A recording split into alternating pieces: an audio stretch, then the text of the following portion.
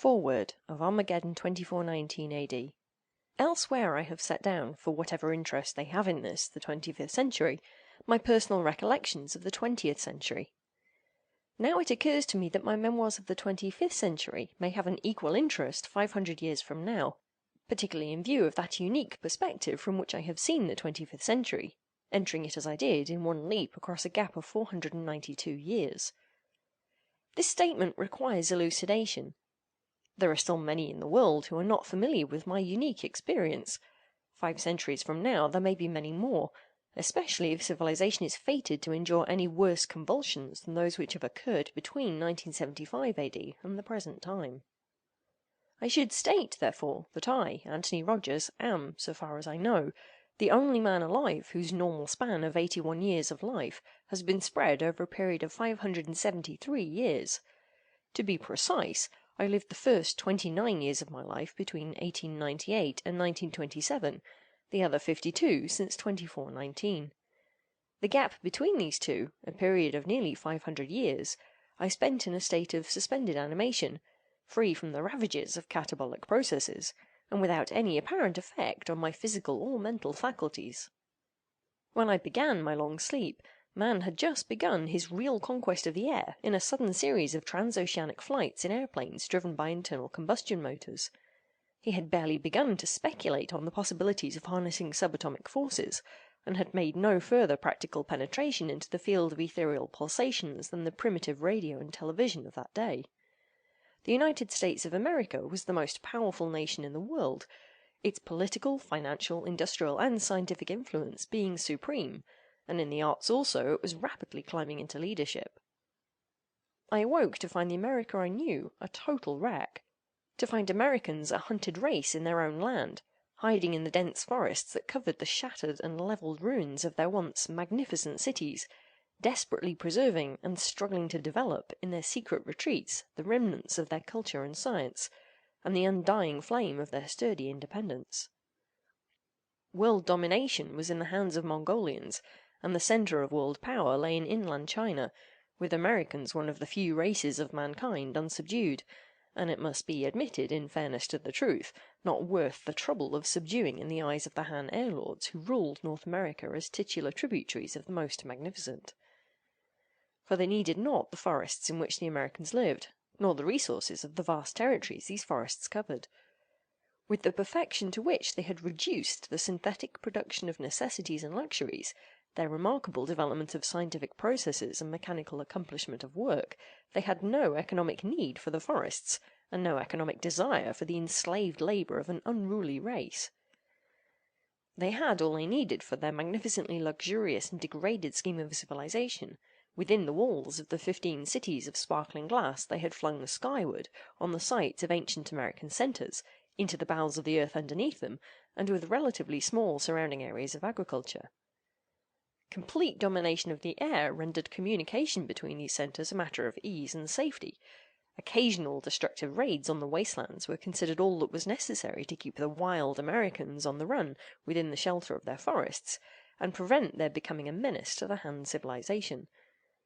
But nearly 300 years of easily maintained security, the last century of which had been nearly sterile in scientific, social, and economic progress, had softened and devitalized the Hans. It had likewise developed, beneath the protecting foliage of the forest, the growth of a vigorous new American civilization, remarkable in the motility and flexibility of its organization, in its conquest of almost insuperable obstacles, in the development and guarding of its industrial and scientific resources, all in anticipation of that day of hope to which it had been looking forward for generations, when it would be strong enough to burst from the green chrysalis of the forests, soar into the upper air lanes, and destroy the yellow incubus. At the time I awoke, the day of hope was almost at hand. I shall not attempt to set forth a detailed history of the Second War of Independence, for that has been recorded already by better historians than I am.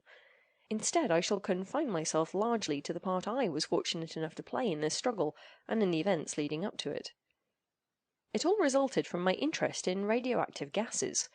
During the latter part of 1927, my company, the American Radioactive Gas Corporation, had been keeping me busy investigating reports of unusual phenomena observed in certain abandoned coal mines near the Wyoming Valley in Pennsylvania. With 2 assistants and a complete equipment of scientific instruments, I began the exploration of a deserted working in a mountainous district, where, several weeks before, a number of mining engineers had reported trace of carnotite, a hydrovanadate of uranium and other metals, used as a source of radium compounds, and what they believed to be radioactive gases. Their report was not without foundation, it was apparent from the outset, for in our examination of the upper levels of the mine our instruments indicated a vigorous radioactivity. On the morning of December 15th we descended to one of the lowest levels. To our surprise we found no water there. Obviously it had been drained off through some break in the strata. We noticed too that the rock in the side walls of the shaft was soft, evidently due to the radioactivity, and pieces crumbled underfoot rather easily. We made our way cautiously down the shaft, when, suddenly, the rotted timbers above us gave way. I jumped ahead, barely escaping the avalanche of coal and soft rock. But my companions, who were several paces behind me, were buried under it, and undoubtedly met instant death. I was trapped. Return was impossible. With my electric torch I explored the shaft to its end, but could find no other way out. The air became increasingly difficult to breathe, probably from the rapid accumulation of the radioactive gases. In a little while my senses reeled, and I lost consciousness. When I awoke there was a cool and refreshing circulation of air in the shaft. I had no thought that I had been unconscious for more than a few hours, although it seems that the radioactive gas kept me in a state of suspended animation for something like 500 years. My awakening, I figured out later, had been due to some shifting of the strata, which reopened the shaft and cleared the atmosphere in the working.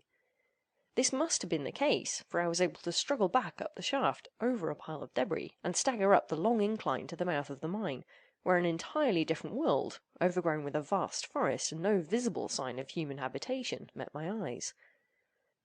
I shall pass over the days of mental agony that followed in my attempt to grasp the meaning of it all. There were times when I felt that I was on the verge of insanity. I roamed the unfamiliar forest like a lost soul. Had it not been for the necessity of improvising traps and crude clubs with which to slay my food, I believe I should have gone mad. Suffice it to say, however, that I survived this psychic crisis. I shall begin my narrative proper with my first contact with Americans of the year 2419 A.D. End of foreword. Armageddon 2419 AD by Philip Francis Nowlan. Chapter 1. Floating Men. My first glimpse of a human being of the 25th century was obtained through a portion of woodland where the trees were thinly scattered, with a dense forest beyond.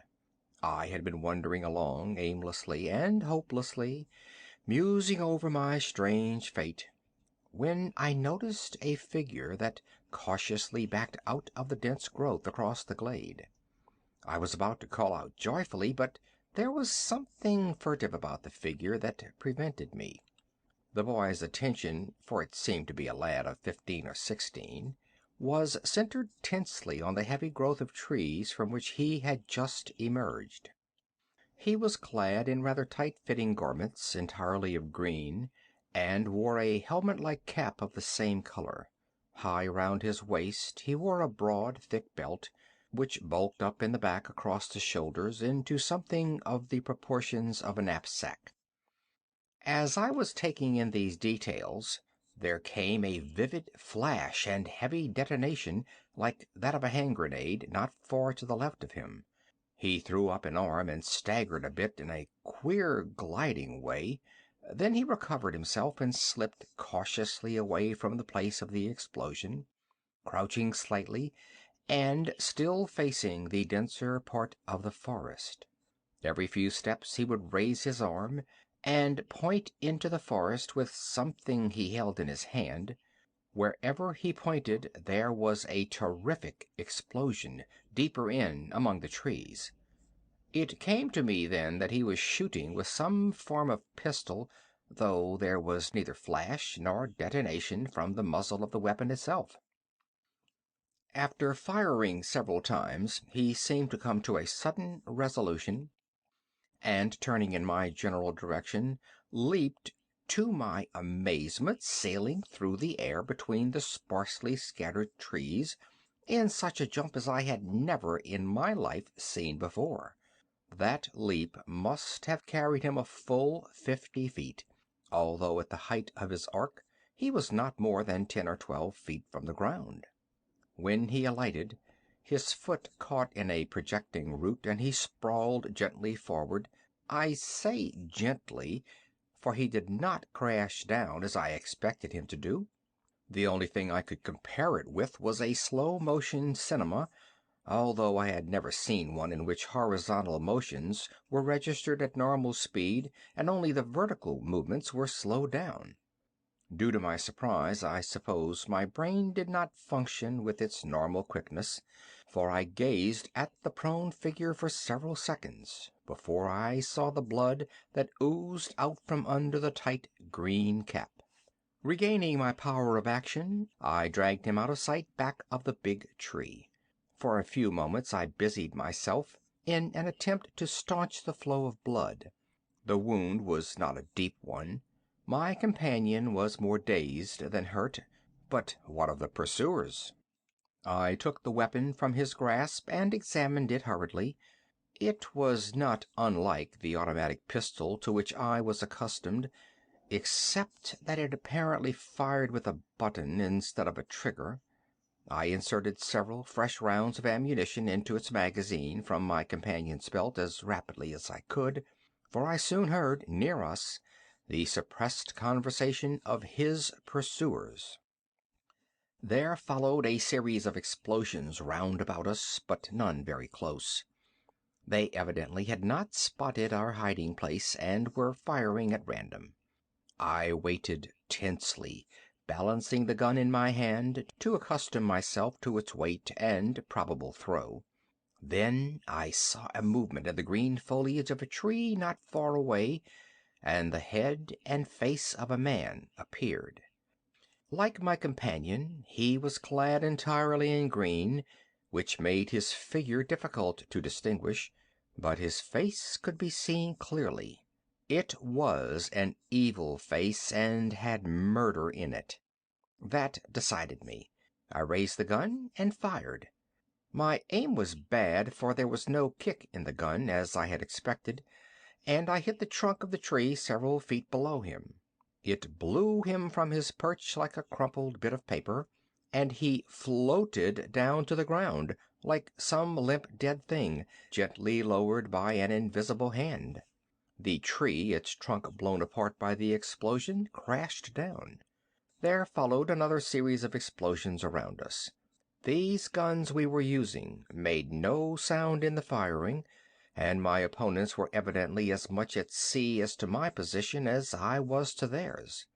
So I made no attempt to reply to their fire, contenting myself with keeping a sharp lookout in their general direction, and patience had its reward.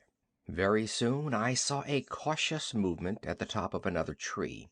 Exposing myself as little as possible, I aimed carefully at the tree trunk and fired again. A shriek followed the explosion. I heard the tree crash down, then a groan. There was silence for a while. Then I heard a faint sound of boughs swishing. I shot 3 times in its direction, pressing the button as rapidly as I could. Branches crashed down where my shells had exploded, but there was no body. Then I saw one of them. He was starting one of those amazing leaps from the bough of one tree to another about 40 feet away. I threw up my gun impulsively and fired. By now I had gotten the feel of the weapon, and my aim was good. I hit him. The bullet must have penetrated his body and exploded. For one moment I saw him flying through the air, then the explosion, and he had vanished. He never finished his leap. It was annihilation. How many more of them there were I don't know, but this must have been too much for them. They used a final round of shells on us, all of which exploded harmlessly, and shortly after I heard them swishing and crashing away from us through the treetops. Not one of them descended to earth. Now I had time to give some attention to my companion. She was, I found, a girl and not a boy. Despite her bulky appearance, due to the peculiar belt strapped around her body high up under the arms, she was very slender and very pretty. There was a stream not far away from which I brought water and bathed her face and wound. Apparently, the mystery of these long leaps, the monkey-like ability to jump from bough to bough, and of the bodies that floated gently down instead of falling, lay in the belt. The thing was some sort of anti-gravity belt that almost balanced the weight of the wearer, thereby tremendously multiplying the propulsive power of the leg muscles and the lifting power of the arms. When the girl came to, she regarded me as curiously as I did her, and promptly began to quiz me. Her accent and intonation puzzled me a lot, but nevertheless we were able to understand each other fairly well, except for certain words and phrases. I explained what had happened while she lay unconscious, and she thanked me simply for saving her life. "You are a strange exchange," she said, eyeing my clothing quizzically. Evidently she found it mirth-provoking by contrast with her own neatly efficient garb. "Don't you understand what I mean by exchange? I mean, let me see, a stranger, somebody from some other gan. What gan do you belong to?" She pronounced it gan with only a suspicion of a nasal sound. I laughed. "I'm not a gangster," I said, but she evidently did not understand this word. "I don't belong to any gang," I explained, "and never did. Does everybody belong to a gang nowadays?" "Naturally," she said, frowning. "If you don't belong to a gang, where and how do you live? Why have you not found and joined a gang? How do you eat? Where do you get your clothing?" "I've been eating wild game for the past 2 weeks," I explained, "and this clothing I paused, wondering how I could explain that it must be many 100 years old. In the end I saw I would have to tell my story as well as I could, piecing it together with my assumptions as to what had happened. She listened patiently, incredulously at first, but with more confidence as I went on. When I had finished, she sat thinking for a long time. "That's hard to believe," she said, "but I believe it." She looked me over with frank interest. "Were you married when you slipped into unconsciousness down in that mine?" she asked me suddenly. I assured her I had never married. "Well, that simplifies matters," she continued. "You see, if you were technically classed as a family man, I could take you back only as an invited exchange, and I, being unmarried and no relation of yours, couldn't do the inviting." End of chapter 1. Armageddon, 2419 A.D. by Philip Francis Nowlan. Chapter 2. The Forest Gangs. She gave me a brief outline of the very peculiar social and economic system under which her people lived. At least it seemed very peculiar from my 20th century viewpoint. I learned with amazement that exactly 492 years had passed over my head as I lay unconscious in the mine. Wilma, for that was her name, did not profess to be a historian, and so could only give me a sketchy outline of the wars that had been fought and the manner in which such radical changes had come about. It seemed that another war had followed the First World War, in which nearly all the European nations had banded together to break the financial and industrial power of America. They succeeded in their purpose, though they were beaten, for the war was a terrific one, and left America, like themselves, gasping, bleeding, and disorganized, with only the hollow shell of a victory. This opportunity had been seized by the Russian Soviets, who had made a coalition with the Chinese to sweep over all Europe and reduce it to a state of chaos. America, industrially geared to world production and the world trade, collapsed economically, and there ensued a long period of stagnation and desperate attempts at economic reconstruction. But it was impossible to stave off war with the Mongolians, who by now had subjugated the Russians and were aiming at a world empire. In about 2109, it seems the conflict was finally precipitated. The Mongolians, with overwhelming fleets of great airships and a science that far outstripped that of crippled America, swept in over the Pacific and Atlantic coasts and down from Canada, annihilating American aircraft, armies, and cities with their terrific disintegrator rays. These rays were projected from a machine not unlike a searchlight in appearance, the reflector of which, however, was not material substance, but a complicated balance of interacting electronic forces. This resulted in a terribly destructive beam. Under its influence, material substance melted into nothingness, that is, into electronic vibrations. It destroyed all then known substances, from air to the most dense metals and stone. They settled down in the establishment of what became known as the Han dynasty in America, as a sort of province in their world empire. Those were terrible days for the Americans. They were hunted like wild beasts. Only those survived who finally found refuge in mountains, canyons, and forests. Government was at an end among them. Anarchy prevailed for several generations.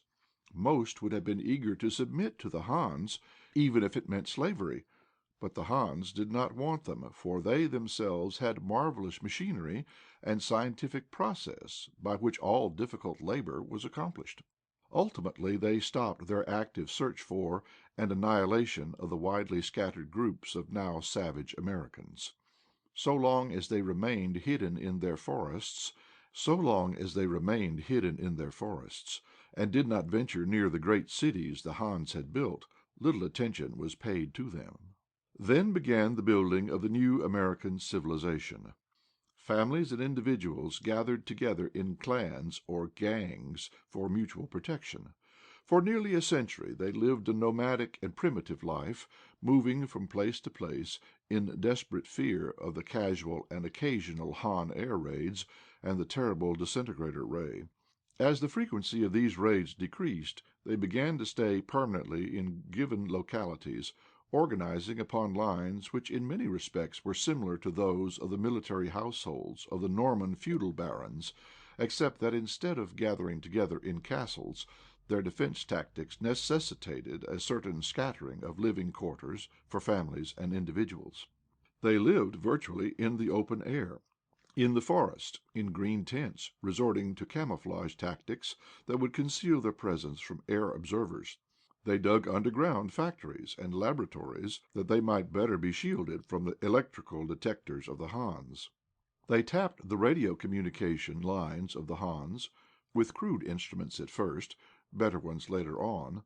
They bent every effort toward the redevelopment of science. For many generations they labored as unseen, unknown scholars of the Hans, picking up their knowledge piecemeal, as fast as they were able to.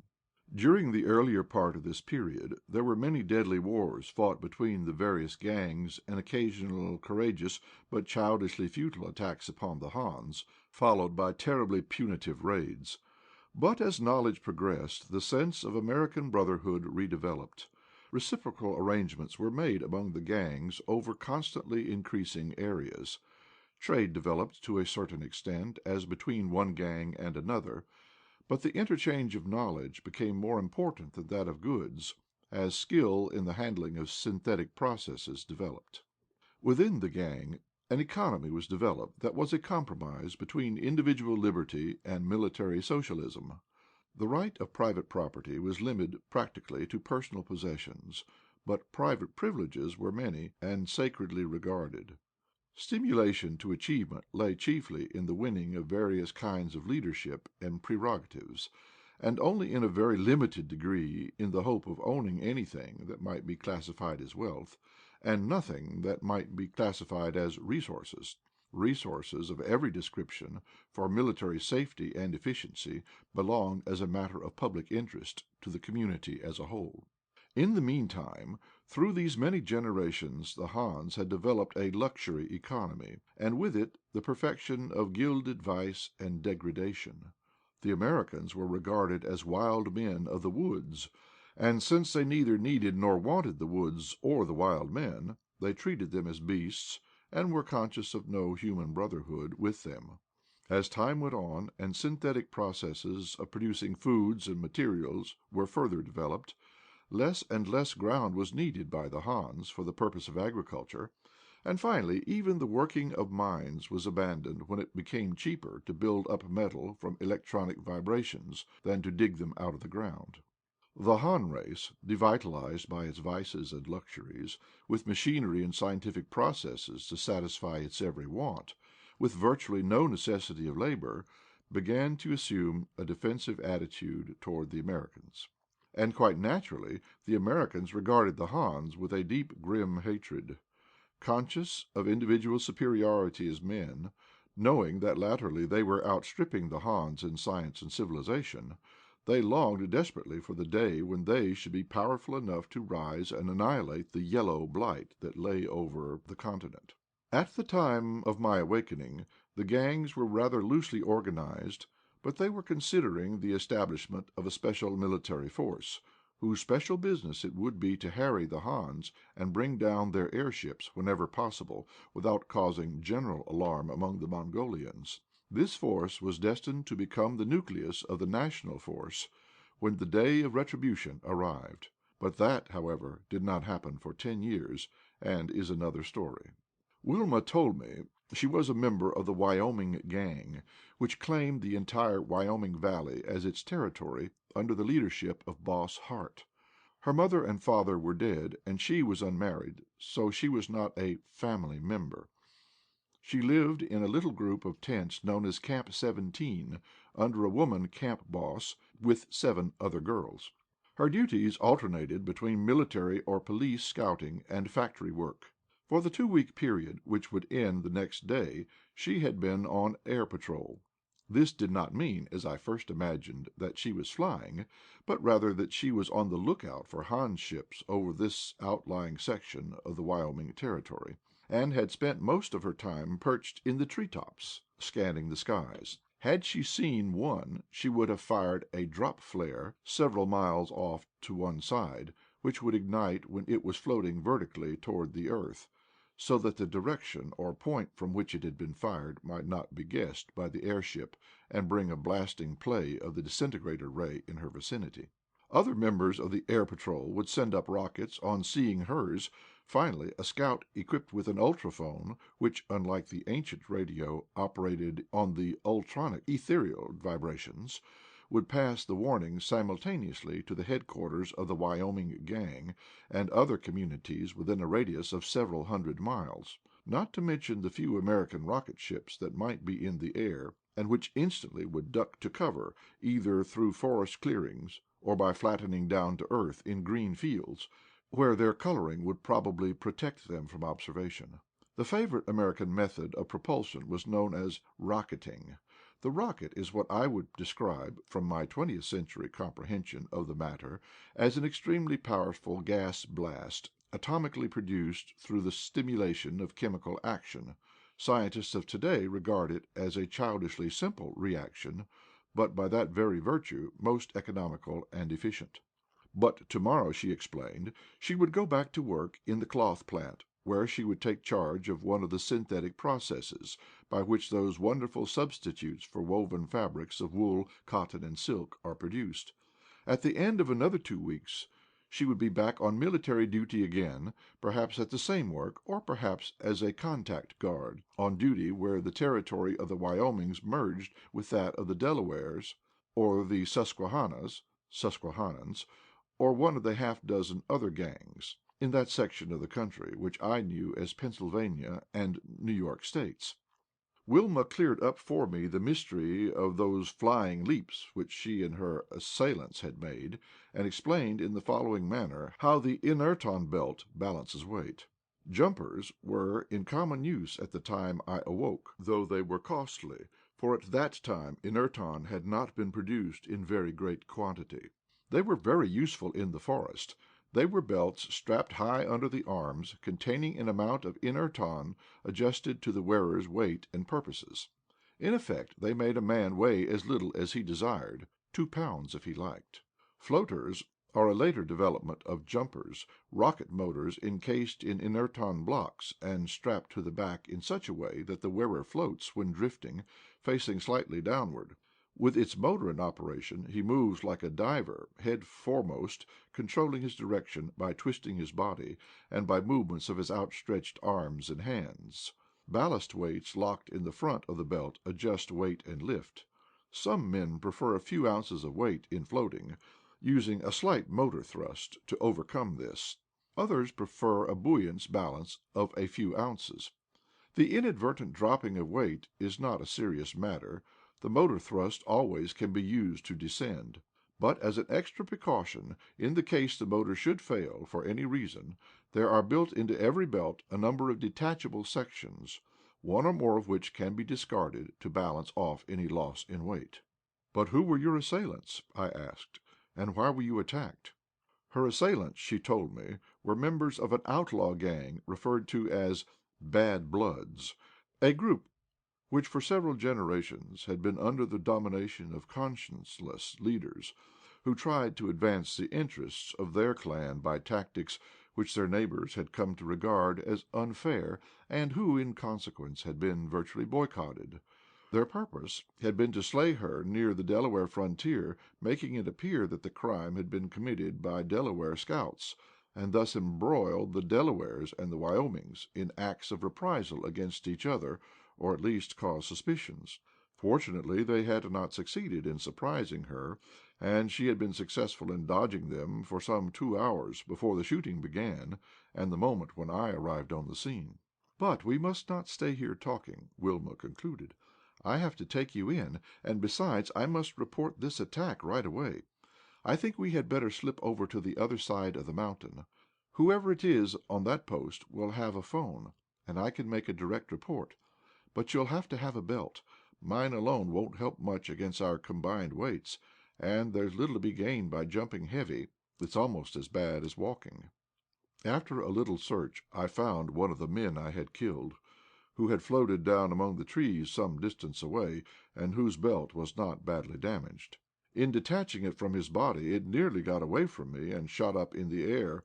Wilma caught it, however, and though it reinforced the lift of her own belt so that she had to hook her knee around a branch to hold herself down, she saved it. I climbed the tree, and with my weight added to hers, we floated down easily. End of chapter 2. Armageddon, 2419 A.D. by Philip Francis Nowlan. Chapter 3. Life in the 25th Century. We were delayed in starting for quite a while, since I had to acquire a few crude ideas about the technique of using these belts. I had been sitting down, for instance, with the belt strapped about me, enjoying an ease similar to that of a comfortable armchair.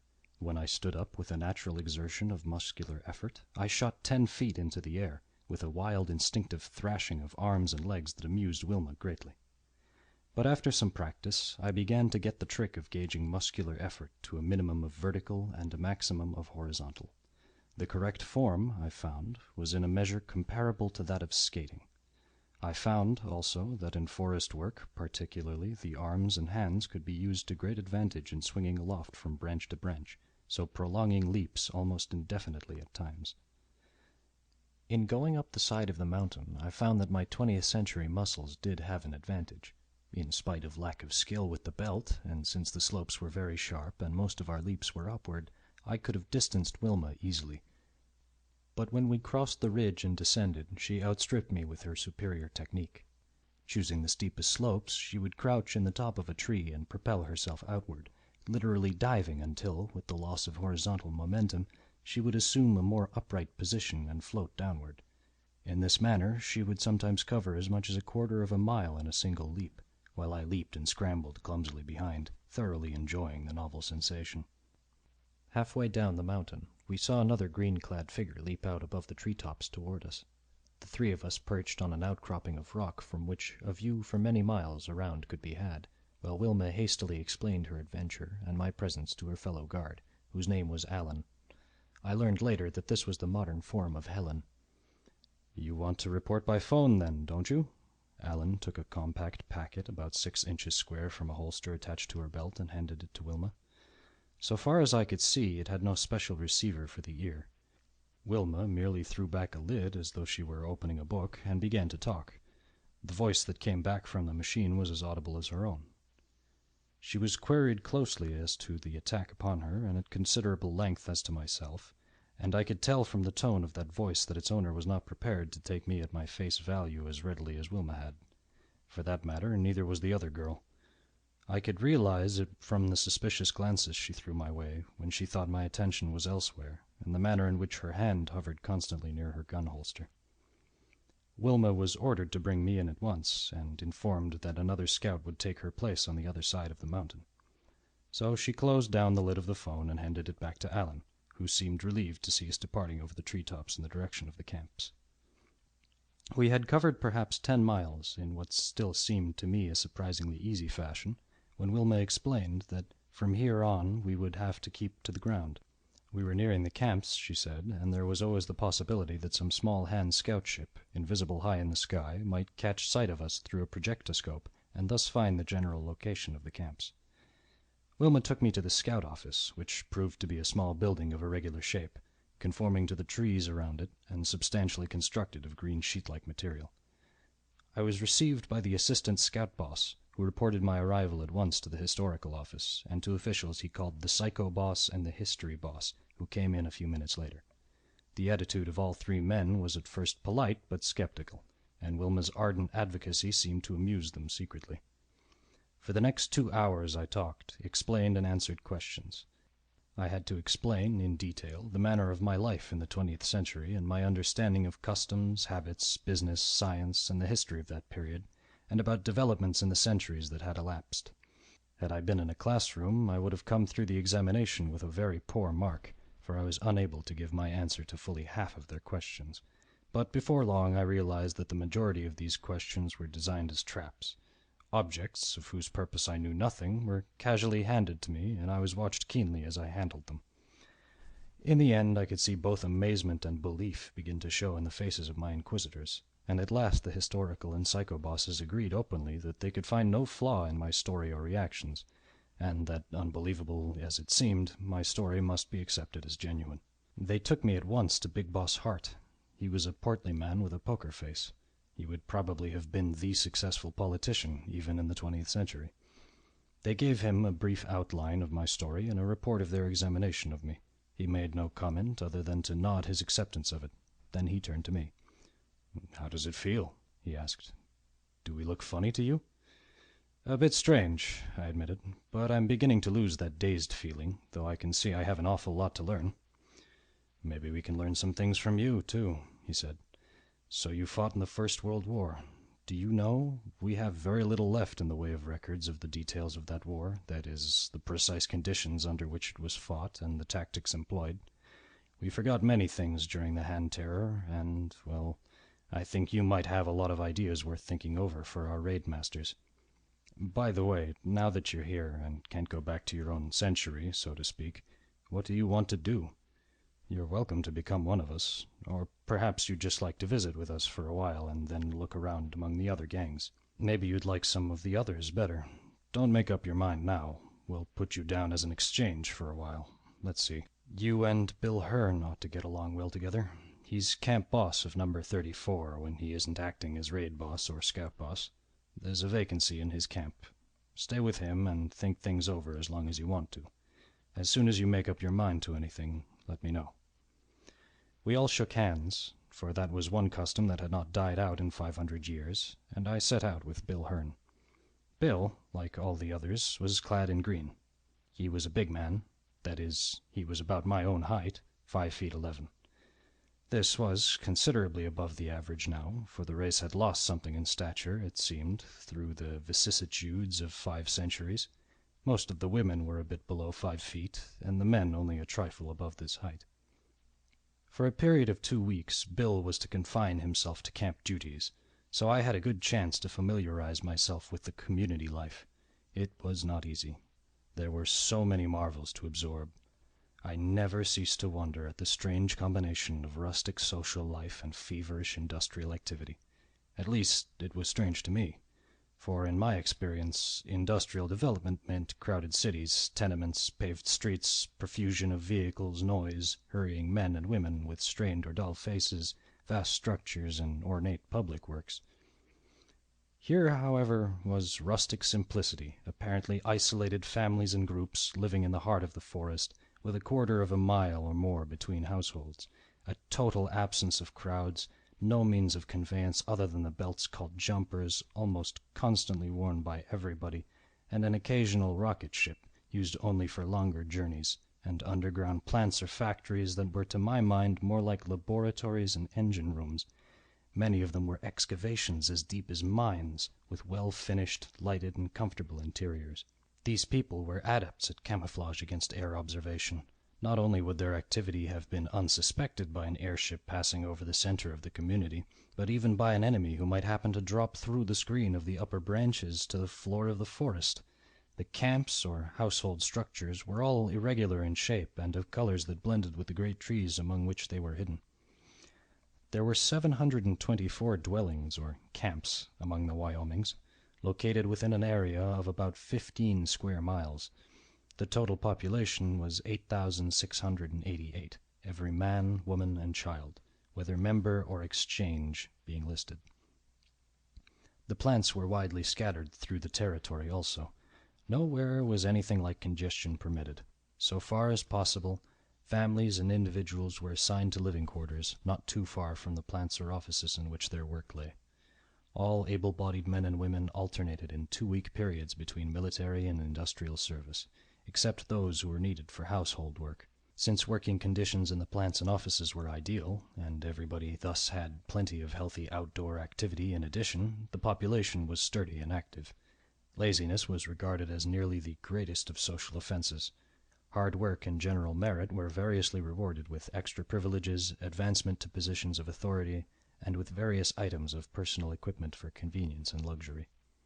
In leisure moments, I got great enjoyment from sitting outside the dwelling in which I was quartered with Bill Hearn and 10 other men, watching the occasional passers-by, as with leisurely but swift movements they swung up and down the forest trail, rising from the ground in long, almost horizontal leaps, occasionally swinging from one convenient branch overhead to another before sliding back to the ground farther on. Normal traveling pace, where those trails were straight enough, was about 20 miles an hour. Such things as automobiles and railroad trains, the memory of them not more than a month old in my mind, seemed inexpressibly silly and futile compared with such convenience as these belts or jumpers offered. Bill suggested that I wander around for several days, from plant to plant, to observe and study what I could. The entire community had been apprised of my coming, my rating as an exchange reaching every building and post in the community by means of ultronic broadcast. Everywhere I was welcomed in an interested and helpful spirit. I visited the plants where ultronic vibrations were isolated from the ether and through slow processes built up into subelectronic, electronic, and atomic forms into the 2 great synthetic elements, ultron and inertron. I learned something, superficially at least, of the processes of combined chemical and mechanical action through which were produced the various forms of synthetic cloth. I watched the manufacture of the machines which were used at locations of construction to produce the various forms of building materials, but I was particularly interested in the munitions plant and the rocket ship shops.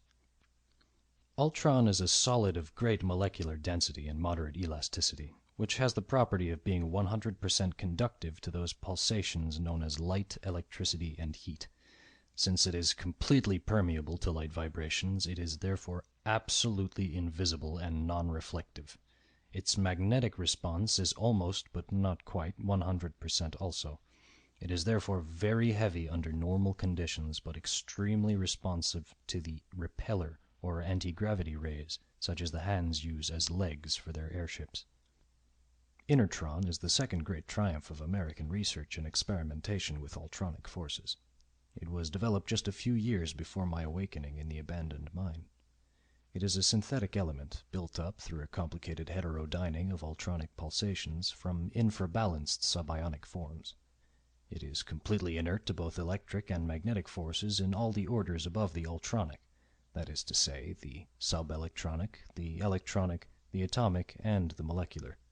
In consequence, it has a number of amazing and valuable properties. One of these is the total lack of weight. Another is a total lack of heat.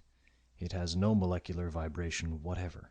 It reflects 100% of the heat and light impinging upon it. It does not feel cold to the touch, of course, since it will not absorb the heat of the hand. It is a solid, very dense in molecular structure, despite its lack of weight, of great strength and considerable elasticity. It is a perfect shield against the disintegrator rays. Rocket guns are very simple contrivances so far as the mechanisms of launching the bullet is concerned. They are simple light tubes, closed at the rear end, with a trigger-actuated pin for piercing the thin skin at the base of the cartridge. This piercing of the skin starts the chemical and atomic reaction. The entire cartridge leaves the tube under its own power, at a very easy initial velocity, just enough to ensure accuracy of aim, so the tube does not have to be of a heavy construction. The bullet increases in velocity as it goes. It may be solid or explosive.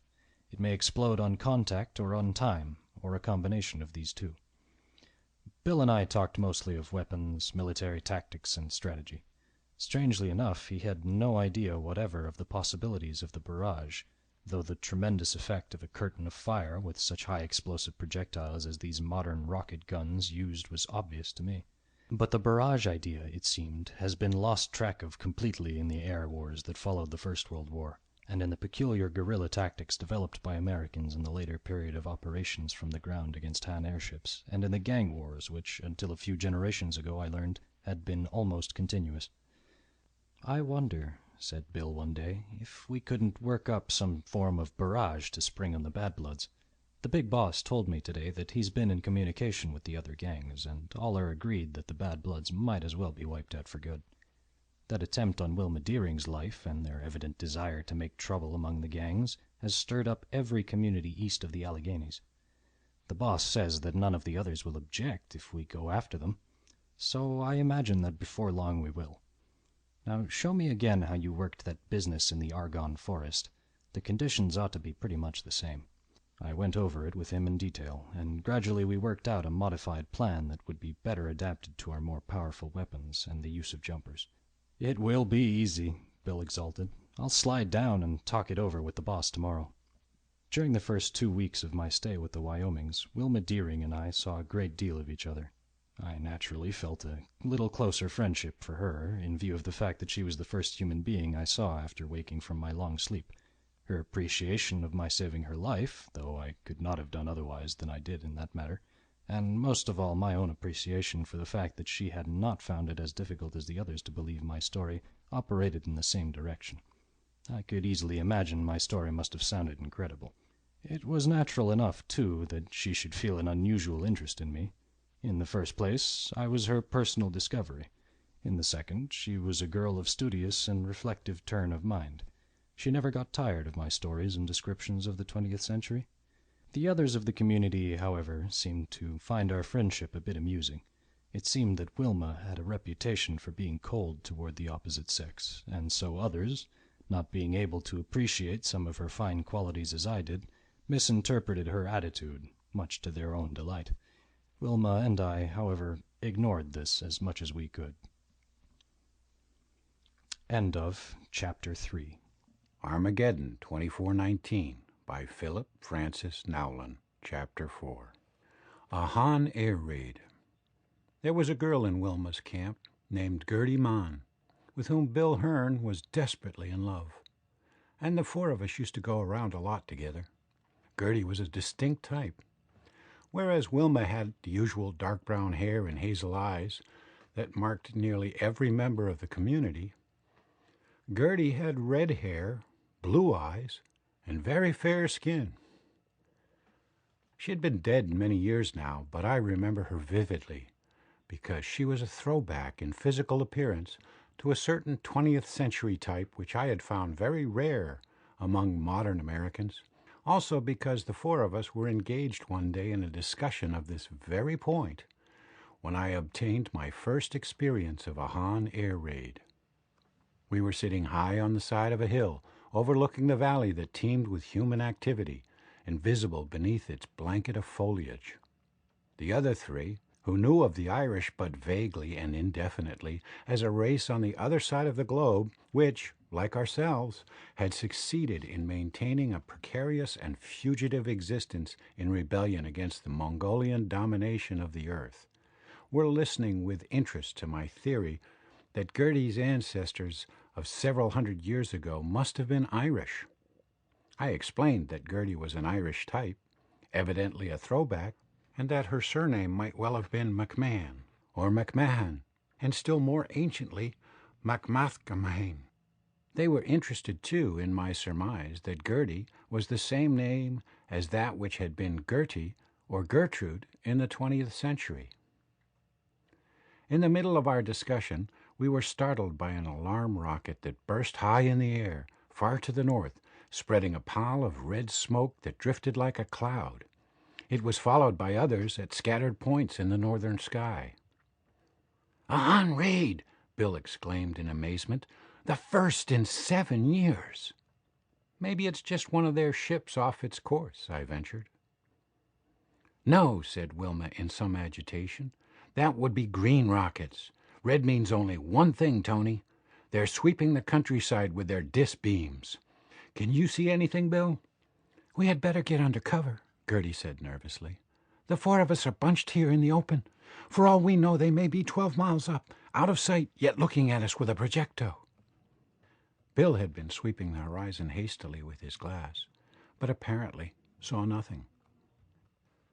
"We had better scatter at that," he said finally. "It's orders, you know. See?" He pointed to the valley. Here and there a tiny human figure shot for a moment above the foliage of the treetops. "That's bad," Wilma commented, as she counted the jumpers. "No less than 15 people visible, and all clearly radiating from a central point. Do they want to give away our location?" The standard orders covering air raids were that the population was to scatter individually. There should be no grouping, or even pairing, in view of the destructiveness of the disintegrator rays. Experience of generations had proved that if this were done, and everybody remained hidden beneath the tree screens, the Huns would have to sweep mile after mile of territory, foot by foot, to catch more than a small percentage of the community. Gertie, however, refused to leave Bill, and Wilma developed an equal obstinacy against quitting my side. I was inexperienced at this sort of thing, she explained, quite ignoring the fact that she was too. She was only 13 or 14 years old at the time of the last air raid. However, since I could not argue her out of it, we leapt together about a quarter of a mile to the right, while Bill and Gertie disappeared down the hillside among the trees. Wilma and I both wanted a point of vantage from which we might overlook the valley and the sky to the north, and we found it near the top of the ridge, where, protected from visibility by thick branches, we could look out between the tree trunks and get a good view of the valley. No more rockets went up. Except for a few of those warning red clouds drifting lazily in the blue sky, there was no visible indication of man's past or present existence anywhere in the sky or on the ground. Then Wilma gripped my arm and pointed. I saw it, away off in the distance, looking like a phantom dirigible airship, in its coat of low-visibility paint, a bare specter. 7,000 feet up, Wilma whispered, crouching close to me. "Watch." The ship was about the same shape as the great dirigibles of the 20th century that I had seen, but without the suspended control car, engines, propellers, rudders, or elevating planes. As it loomed rapidly nearer, I saw that it was wider and somewhat flatter than I had supposed. Now I could see the repeller rays that held the ship aloft, like search beams faintly visible in the bright daylight, and still faintly visible to the human eye at night. Actually, I had been informed by my instructors there were two rays, the visible one generated by the ship's apparatus, and directed towards the ground as a beam of carrier impulses, and the true repeller ray, the complement of the other in one sense, induced by the action of the carrier and reacting in a concentrating upward direction from the mass of the earth, becoming successively electronic, atomic, and finally molecular in its nature according to the various ratios of distance between earth mass and carrier source, until, in the last analysis, the ship itself actually is supported on an upward rushing column of air, much like a ball continuously supported on a fountain jet. The raider neared with incredible speed. Its rays were both slanted astern at a sharp angle so that it slid forward with tremendous momentum. The ship was operating 2 disintegrator rays, though only in a casual, intermittent fashion, but whenever they flashed downward with blinding brilliancy, forest, rocks, and ground melted instantaneously into nothing where they played upon them. When later I inspected the scars left by these rays, I found them some 5 feet deep and 30 feet wide, the exposed surfaces being lava-like in texture, but of a pale, iridescent, greenish hue. No systematic use of the rays was made by the ship, however, until it reached a point over the center of the valley, the center of the community's activities. There it came to a sudden stop by shooting its repeller beam sharply forward and easing them back gradually to the vertical, holding the ship floating and motionless. Then the work of destruction began systematically. Back and forth traveled the destroying rays, plowing parallel furrows from hillside to hillside. We gasped in dismay, Wilma and I, as time after time we saw it plow through sections where we knew camps or plants were located. "This is awful," she moaned, a terrified question in her eyes. "How could they know the location so exactly, Tony? Did you see? They were never in doubt. They stalled at a predetermined spot, and it was exactly the right spot." We did not talk of what might happen if the rays were turned in our direction. We both knew. We would simply disintegrate in a split second into mere scattered electronic vibrations. Strangely enough, it was this self-reliant girl of the 25th century who clung to me, a relatively primitive man of the 20th, less familiar than she with the thought of this terrifying possibility, for moral support. We knew that many of our companions must have been whisked into absolute non-existence before our eyes in these few moments. The whole thing paralyzed us into mental and physical immobility for I do not know how long. It couldn't have been long, however, for the rays had not plowed more than 30 of their 20-foot furrows or so across the valley when I regained control of myself and brought Wilma to herself by shaking her roughly. "How far will this rocket gun shoot, Wilma?" I demanded, drawing my pistol. "It depends on your rocket, Tony. It will take even the longest-range rocket, but you could shoot more accurately from a longer tube. But why? You couldn't penetrate the shell of that ship with rocket force, even if you could reach it." I fumbled clumsily with my rocket pouch, for I was excited. I had an idea I wanted to try. A hunch, I called it, forgetting that Wilma could not understand my ancient slang. But finally, with her help, I selected the longest-range explosive rocket in my pouch and fitted it to my pistol. "It won't carry 7,000 feet, Tony," Wilma objected. But I took aim carefully. It was another thought that I had in mind. The supporting repeller ray, I had been told, became molecular in character at what was called a logarithmic level of 5. Below that it was purely electronic flow, or pulsation between the source of the carrier and the average mass of the Earth. Below that level, if I could project my explosive bullet into this stream where it began to carry material substance upward, might it not rise with the air column, gathering speed and hitting the ship with enough impact to carry it through the shell? It was worth a try, anyhow. Wilma became greatly excited, too, when she grasped the nature of my inspiration. Feverishly, I looked around for some formation of branches against which I could rest the pistol. for I had to aim most carefully. At last I found one. Patiently I sighted on the hulk of the ship far above us, aiming at the far side of it, at such an angle as would, so far as I could estimate, bring my bullet path through the forward repeller beam. At last the sights wavered across the point I sought, and I pressed the button gently. For a moment we gazed breathlessly. Suddenly the ship swung, bow down, as on a pivot, and swayed like a pendulum. Wilma screamed in her excitement. "Oh, Tony, you hit it! You hit it! Do it again! Bring it down!" We had only one more rocket of extreme range between us, and we dropped it 3 times in our excitement in inserting it in my gun.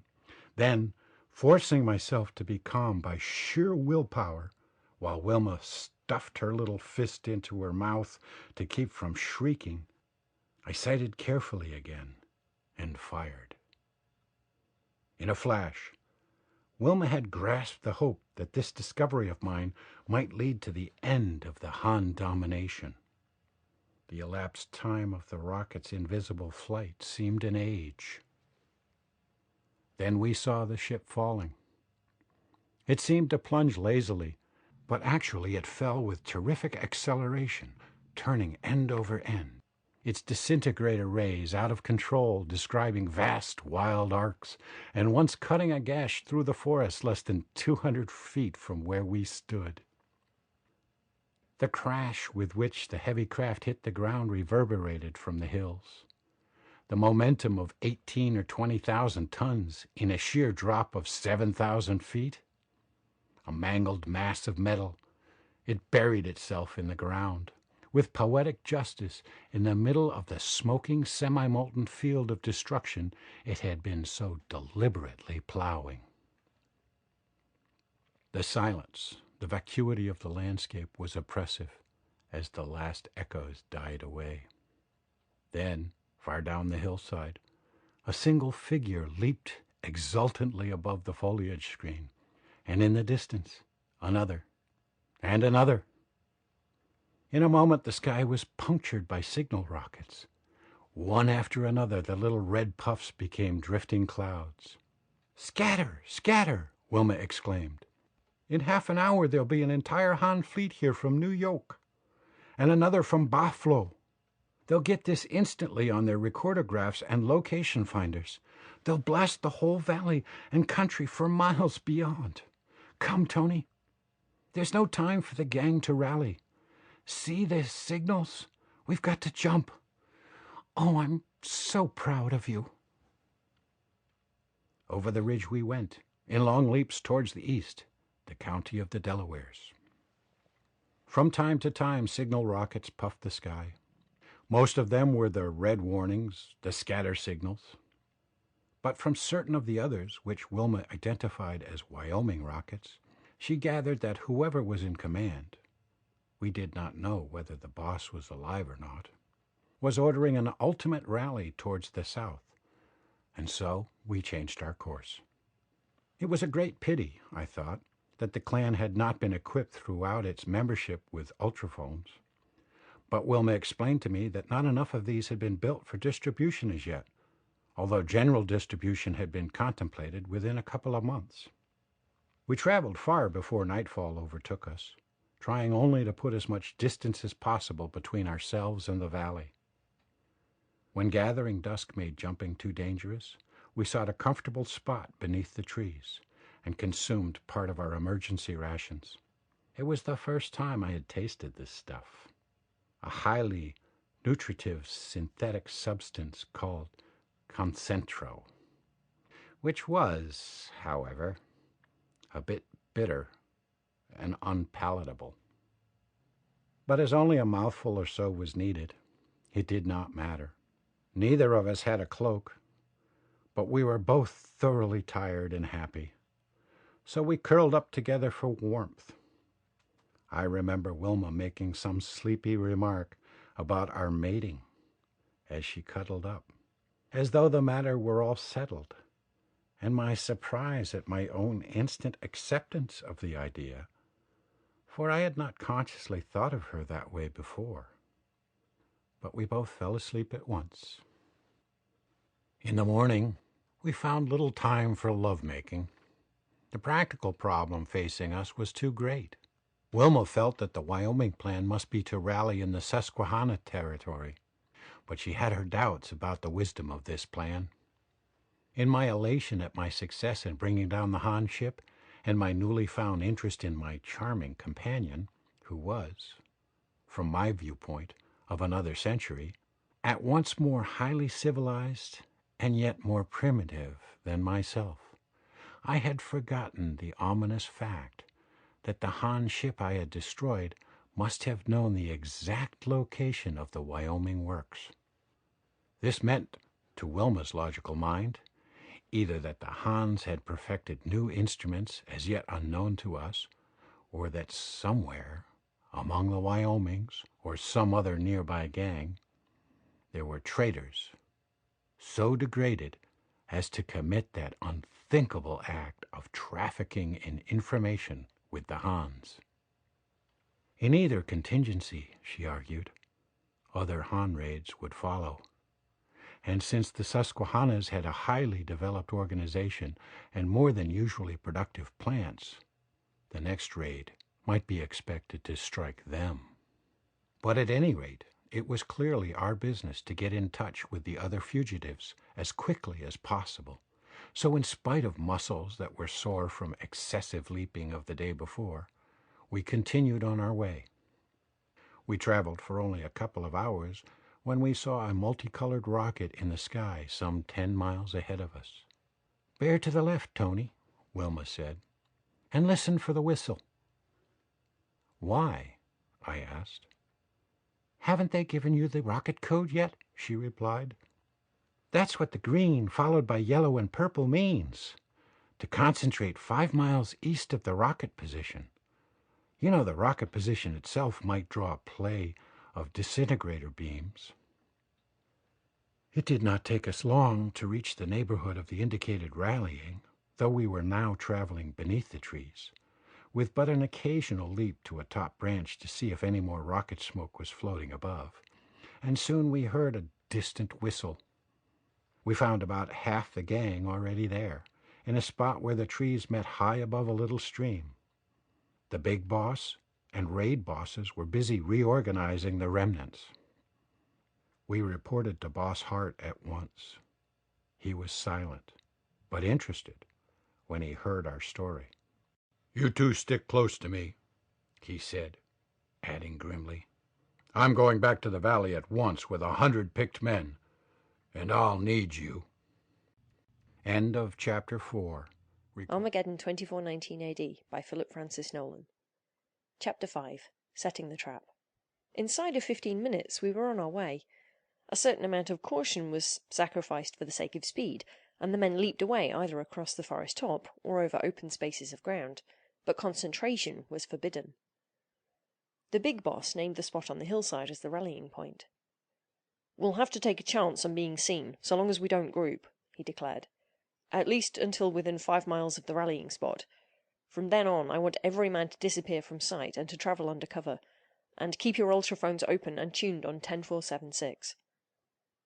Wilma and I had received our battle equipment from the gear boss. It consisted of a long gun, a handgun, with a special case of ammunition constructed of inertron, which made the load weigh but a few ounces, and a short sword.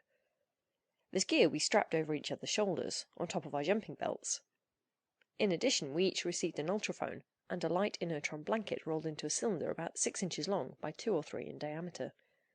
This fabric was exceedingly thin and light, but it had considerable warmth because of the mixture of inertron in its composition. "This looks like business," Wilma remarked to me with sparkling eyes. And I might mention a curious thing here. The word business had survived from the 20th century American vocabulary, but not with any meaning of industry or trade, for such things being purely community activities were spoken of as work and clearing. Business simply meant fighting, and that was all. "Did you bring all this equipment from the valley?" I asked the gear boss. "No," he said.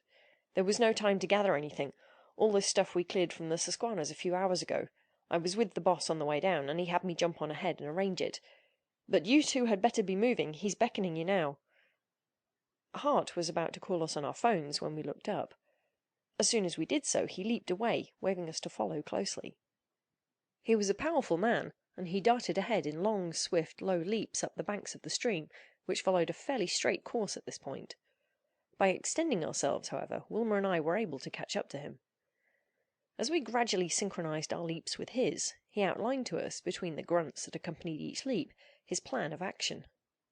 "We have to start the big business sooner or later," he said.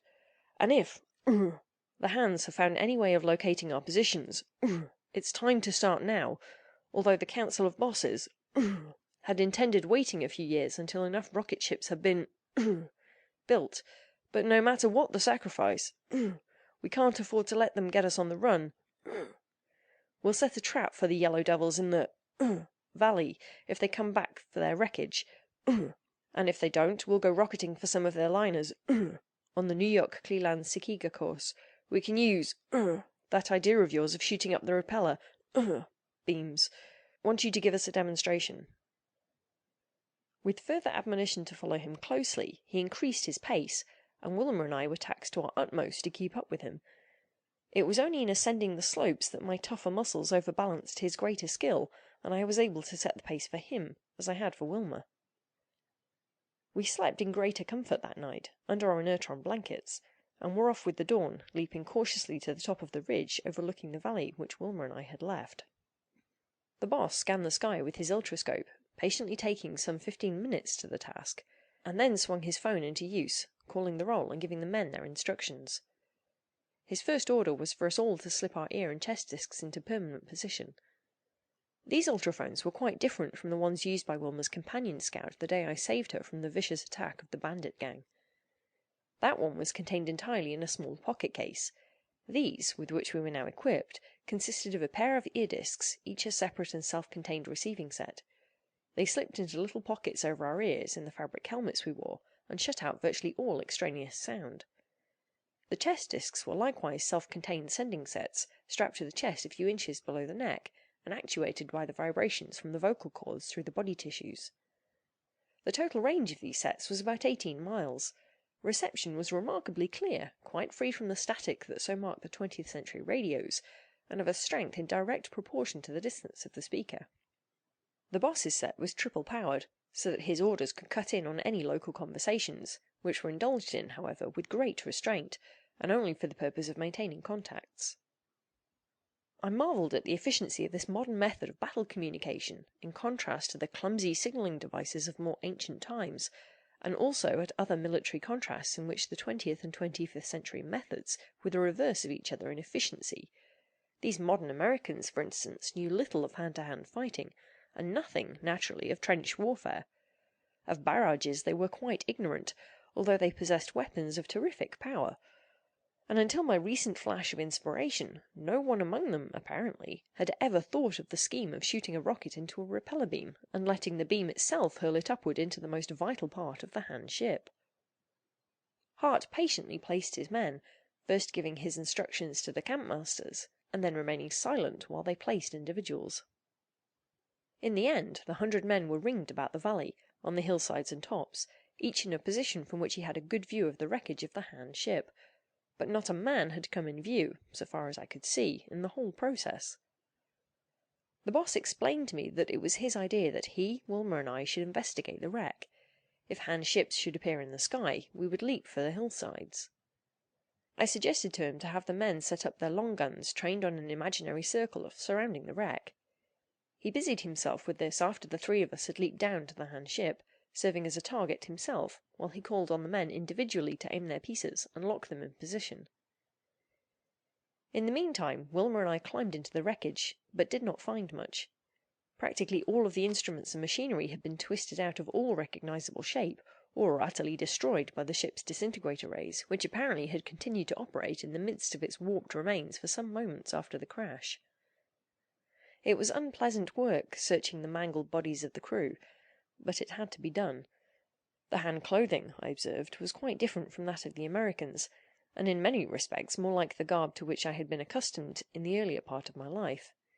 It was made of synthetic fabrics like silks, loose and comfortable trousers of knee length, and sleeveless shirts. No protection, except that against draughts, was needed, Wilmer explained to me, for the Han cities were entirely enclosed, with splendid arrangements for ventilation and heating. These arrangements, of course, were equally adequate in their airships. The Hans, indeed, had quite a distaste for unshaded daylight, since their lighting apparatus diffused a controlled amount of violet rays, making the unmodified sunlight unnecessary for health and undesirable for comfort. Since the Hans did not have the secret of inertron, none of them wore anti-gravity belts.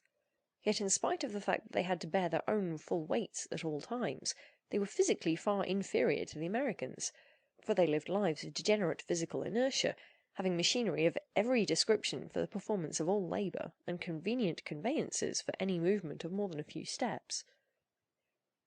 Even from the twisted wreckage of this ship, I could see that seats, chairs, and couches played an extremely important part in their scheme of existence. But none of the bodies were overweight. They seemed to have been the bodies of men in good health, but muscularly much underdeveloped. Wilmer explained to me that they had mastered the science of gland control, and of course dietetics, to the point where men and women among them not uncommonly reached the age of 100 years with arteries and general health in splendid condition. I did not have time to study the ship and its contents as carefully as I would have liked, however. Time pressed, and it was our business to discover some clue to the deadly accuracy with which the ships had spotted the Wyoming works. The boss had hardly finished his arrangements for the ring barrage when one of the scouts on a prominence to the north announced the approach of 7 handships spread out in a great semicircle. Hart leaped for the hillside, calling us to do likewise, but Wilmer and I had raised the flaps of our helmets and switched off our speakers for conversation between ourselves, and by the time we discovered what had happened, the ships were clearly visible, so fast were they approaching. "Jump," we heard the boss order. "Deering to the north, Rogers to the east." But Wilmer looked at me meaningly, and pointed to where the twisted plates of the ship, projecting from the ground, offered us shelter. "Too late, boss," she said. "They'd see us. Besides, I think there's something here we ought to look at. It's probably the magnetic graph." "You're signing your own death warrant," Hart warned. "We'll risk it," said Wilmer and I together. "Good for you," replied the boss. "Take command then, Rogers, for the present. Do you all know his voice, boys?" A chorus of assent rang in our ears, and I began to do some fast thinking as the girl and I ducked into the twisted mass of metal. "Wilmer, hunt for that record," I said, knowing that by the simple process of talking I could keep the entire command continuously informed as to the situation. "On the hillsides, keep your guns trained on the circles and stand by. On the hilltops, how many of you are there? Speak in rotation from Bald Knob around to the east, north, west." In turn the men called their names. There were 20 of them. I assigned them by name to cover the various hand ships, numbering the latter from left to right. "Train your rockets on their repeller rays about 3/4 of the way up between ships and ground. Aim is more important than elevation. Follow those rays with your aim continuously. Shoot when I tell you, not before. Deering has the record. The Hands probably have not seen us, or at least think there are but 2 of us in the valley, since they're settling without opening up disintegrators. Any opinions?" My ear discs remained silent. "Deering and I will remain here until they land and debark. Stand by and keep alert." Rapidly and easily the largest of the hand ships settled to the earth. 3 scouted sharply to the south, rising to a higher level. The others floated motionless about 1,000 feet above. Peeping through a small fissure between 2 plates, I saw the vast hulk of the ship come to rest full on the line of our prospective ring barrage. A door clanged open a couple of feet from the ground, and one by one the crew emerged. End of Chapter 5. Armageddon 2419 by Philip Francis Nowlan, Chapter 6. The Wyoming Massacre. "They're coming out of the ship." I spoke quietly with my hand over my mouth for fear they might hear me. 1, 2, 3, 4, 5, 6, 7, 8, 9. That seems to be all. Who knows how many men a ship like this is likely to carry? "About 10 if there are no passengers," replied one of my men, probably one of those on the hillside. "How are they armed?" I asked. "Just knives," came the reply. "They never permit hand rays on the ship. Afraid of accidents. Have a ruling against it." "Leave them to us, then," I said, for I had hastily formed a plan in my mind. "You on the hillsides. Take the ships above. Abandon the ring target. Divide up in training on those repeller rays. You on the hilltops, all train on the repellers of the ships to the south. Shoot at the word, but not before. Wilma, crawl over to your left where you can make a straight leap for the door in that ship. These men are all walking around the wreck in a bunch. When they're on the far side, I'll give the word, and you leap through the door in one bound. I'll follow. Maybe we won't be seen. We'll overpower the guards inside, but don't shoot. We may escape being seen by both this crew and the ships above. They can't see over this wreck. It was so easy that it seemed too good to be true. The Hans who had emerged from the ship walked around the wreckage lazily, talking in guttural tones, keenly interested in the wreck, but quite unsuspicious. At last they were on the far side. In a moment they would be picking their way into the wreck. Wilma, leap! I almost whispered the order. The distance between Wilma's hiding place and the door in the side of the Han ship was not more than 15 feet. She was already crouched with her feet braced against a metal beam. Taking the lift of that wonderful inertron belt into her calculation, she dove head foremost like a green projectile through the door.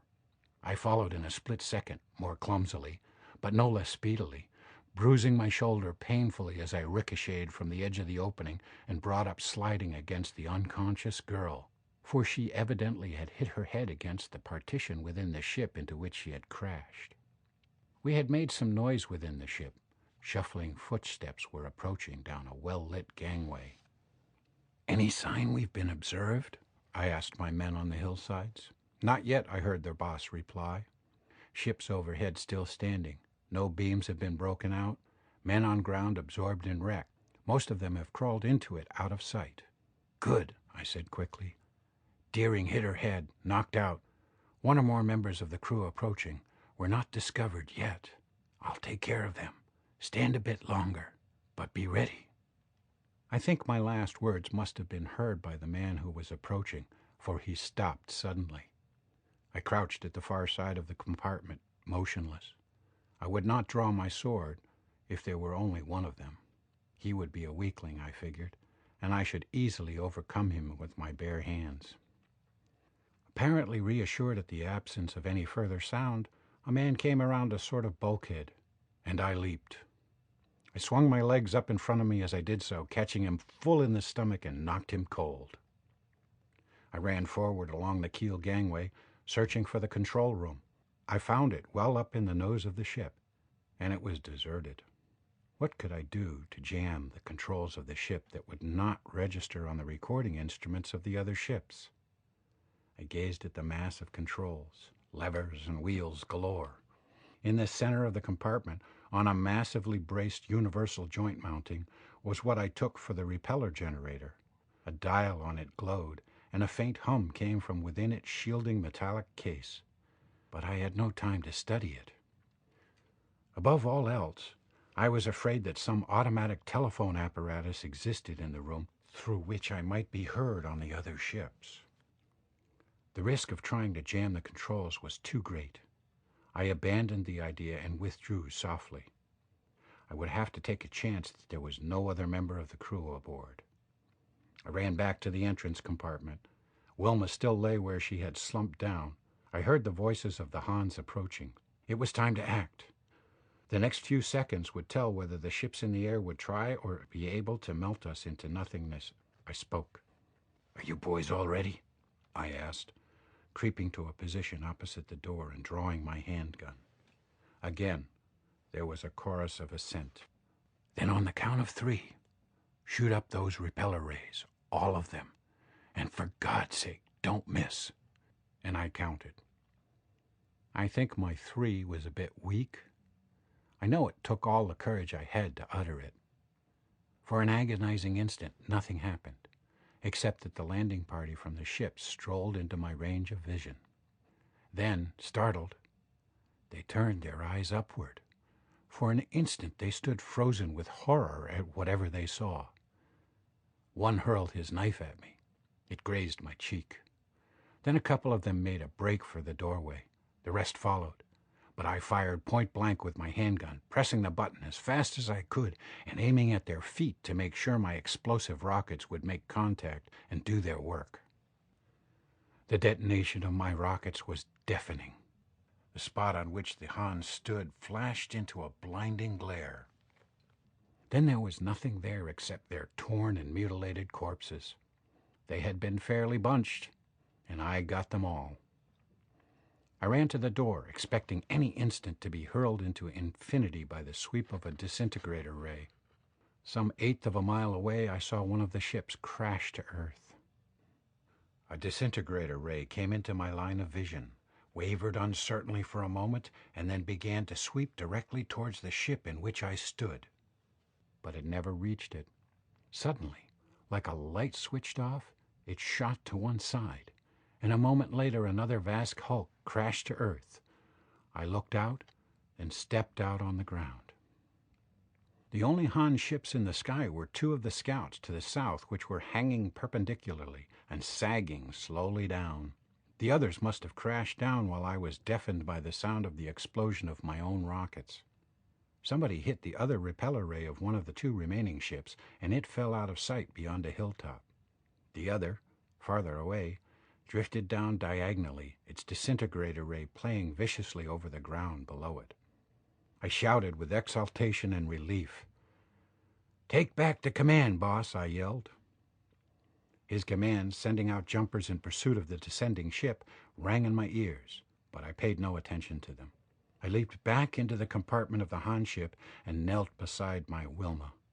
Her padded helmet had absorbed much of the blow, I thought. Otherwise, her skull might have been fractured. "Oh, my head," she groaned, coming to as I lifted her gently in my arms and strode out in the open with her. "We must have won, dearest. Did we?" "We most certainly did," I reassured her. "All but one crashed, and that one is drifting down towards the south. We've captured this one we're in intact. There was only one member of the crew aboard when we dove in." Less than an hour afterward, the big boss ordered the outfit to tune in ultraphones on 323 to pick up a translated broadcast of the Han Intelligence Office in New York from the Susquehanna station. It was in the form of a public warning and news item, and read as follows. "This is Public Intelligence Office, New York, broadcasting warning to navigators of private ships and news of public interest. The squadron of 7 ships which left New York this morning to investigate the recent destruction of the GK-984 in the Wyoming Valley has been destroyed by a series of mysterious explosions similar to those which wrecked the GK-984. The phones, viewplates, and all other signaling devices of 5 of the 7 ships ceased operating suddenly at approximately the same moment, about 7:49. According to the Han system of reckoning time, 7 and 49/100ths after midnight. After violent disturbances, the location finders went out of operation. Electroactivity registers applied to the territory of the Wyoming Valley remain dead. The Intelligence Office has no indication of the kind of disaster which overtook the squadron except certain evidences of explosive phenomenon similar to those in the case of the GK-984, which recently went dead while beaming the valley in a systematic effort to wipe out the works and camps of the tribesmen.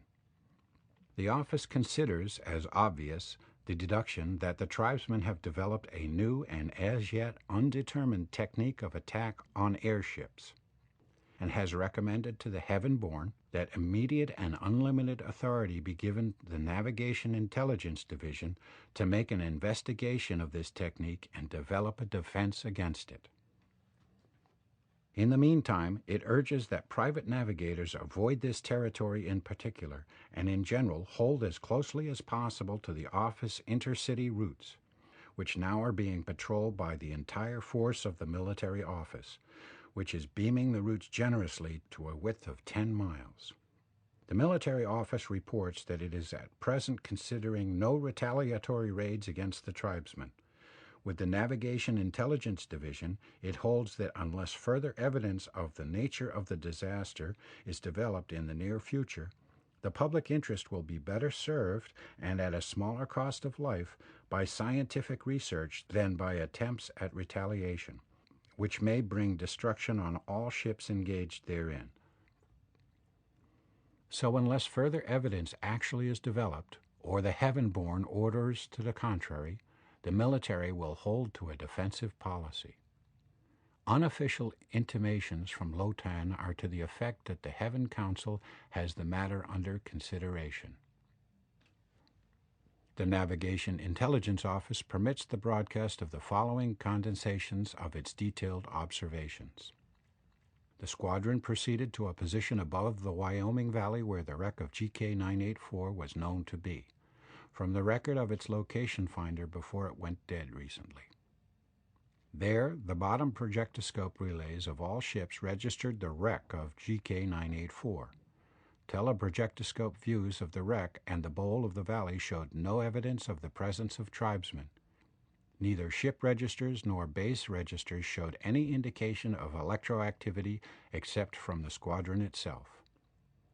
On orders from the base squadron commander, the LD-248, LK-745, and LG-25 scouted southward at 3,000 feet.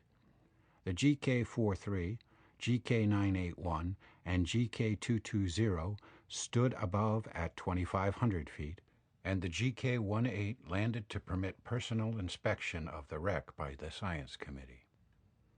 The party debarked, leaving one man on board in the control cabin. He set all projectoscopes at universal focus except RB3. This meant the third projectoscope from the bow of the ship on the right-hand side of the lower deck, with which he followed the landing group as it walked around the wreck. The first abnormal phenomenon recorded by any of the instruments at base was that relayed automatically from projectoscope RB4 of the GK-18, which, as the party disappeared from view in the back of the wreck, recorded two green missiles of roughly cylindrical shape projected from the wreckage into the landing compartment of the ship. At such close range, these were not clearly defined, owing to the universal focus at which the projectoscopes was set. The base captain of GK-18 at once ordered the man in the control room to investigate, and saw him leave the control room in compliance with this order.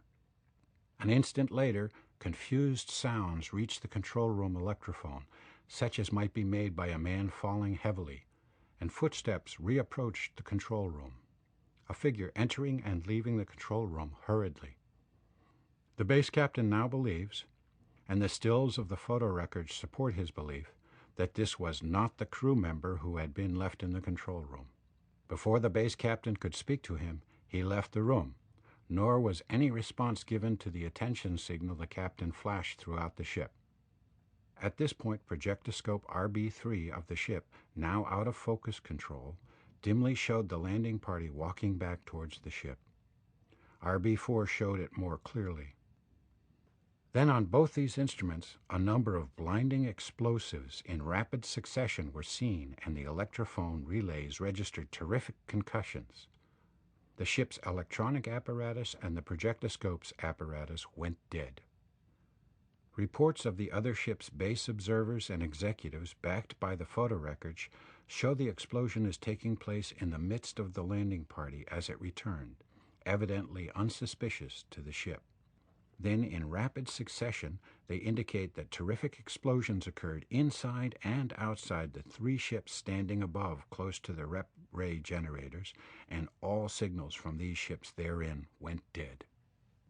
Of the three ships scouting to the south, the LD-248 suffered an identical fate at the same moment.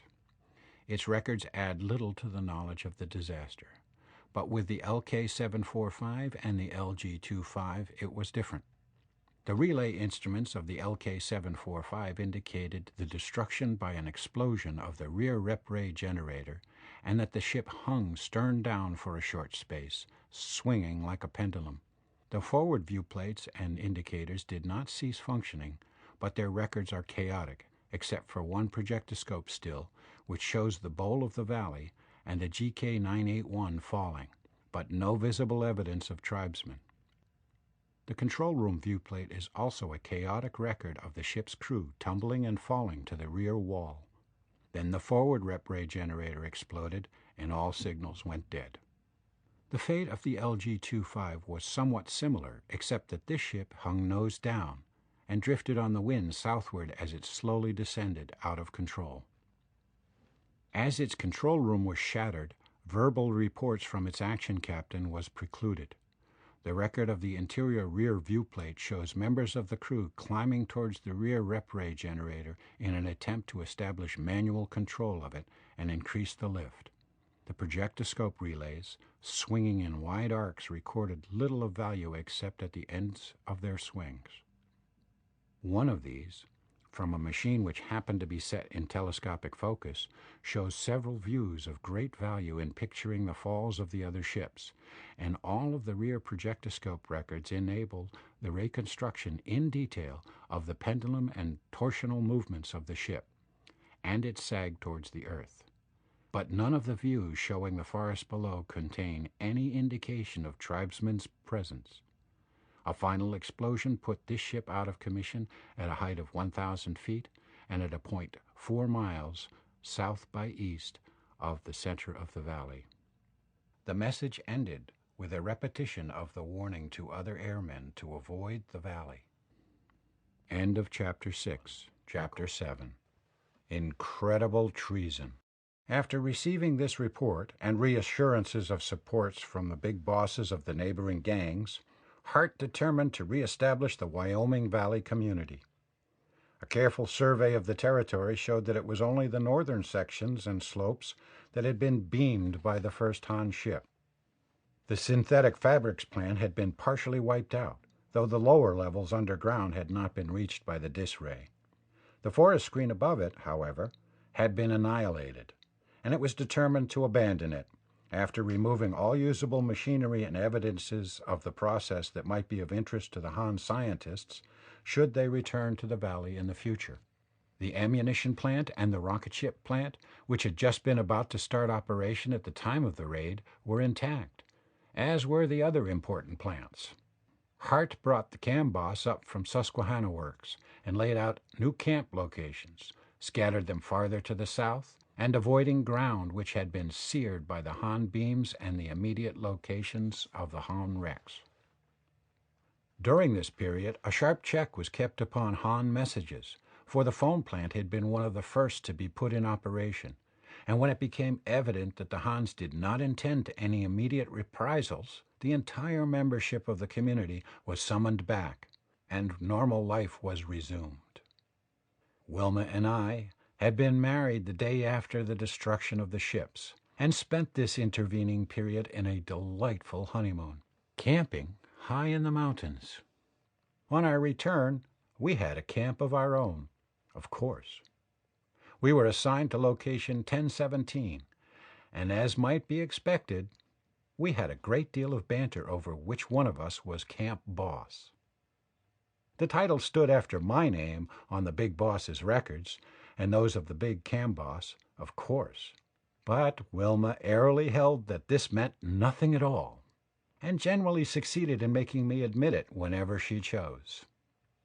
I found myself a full-fledged member of the gang now, for I had elected to search no farther for a permanent alliance, much as I would have liked to familiarize myself with this 25th century life in other sections of the country. The Wyomings had a high morale, and had prospered under the rule of Big Boss Hart for many years.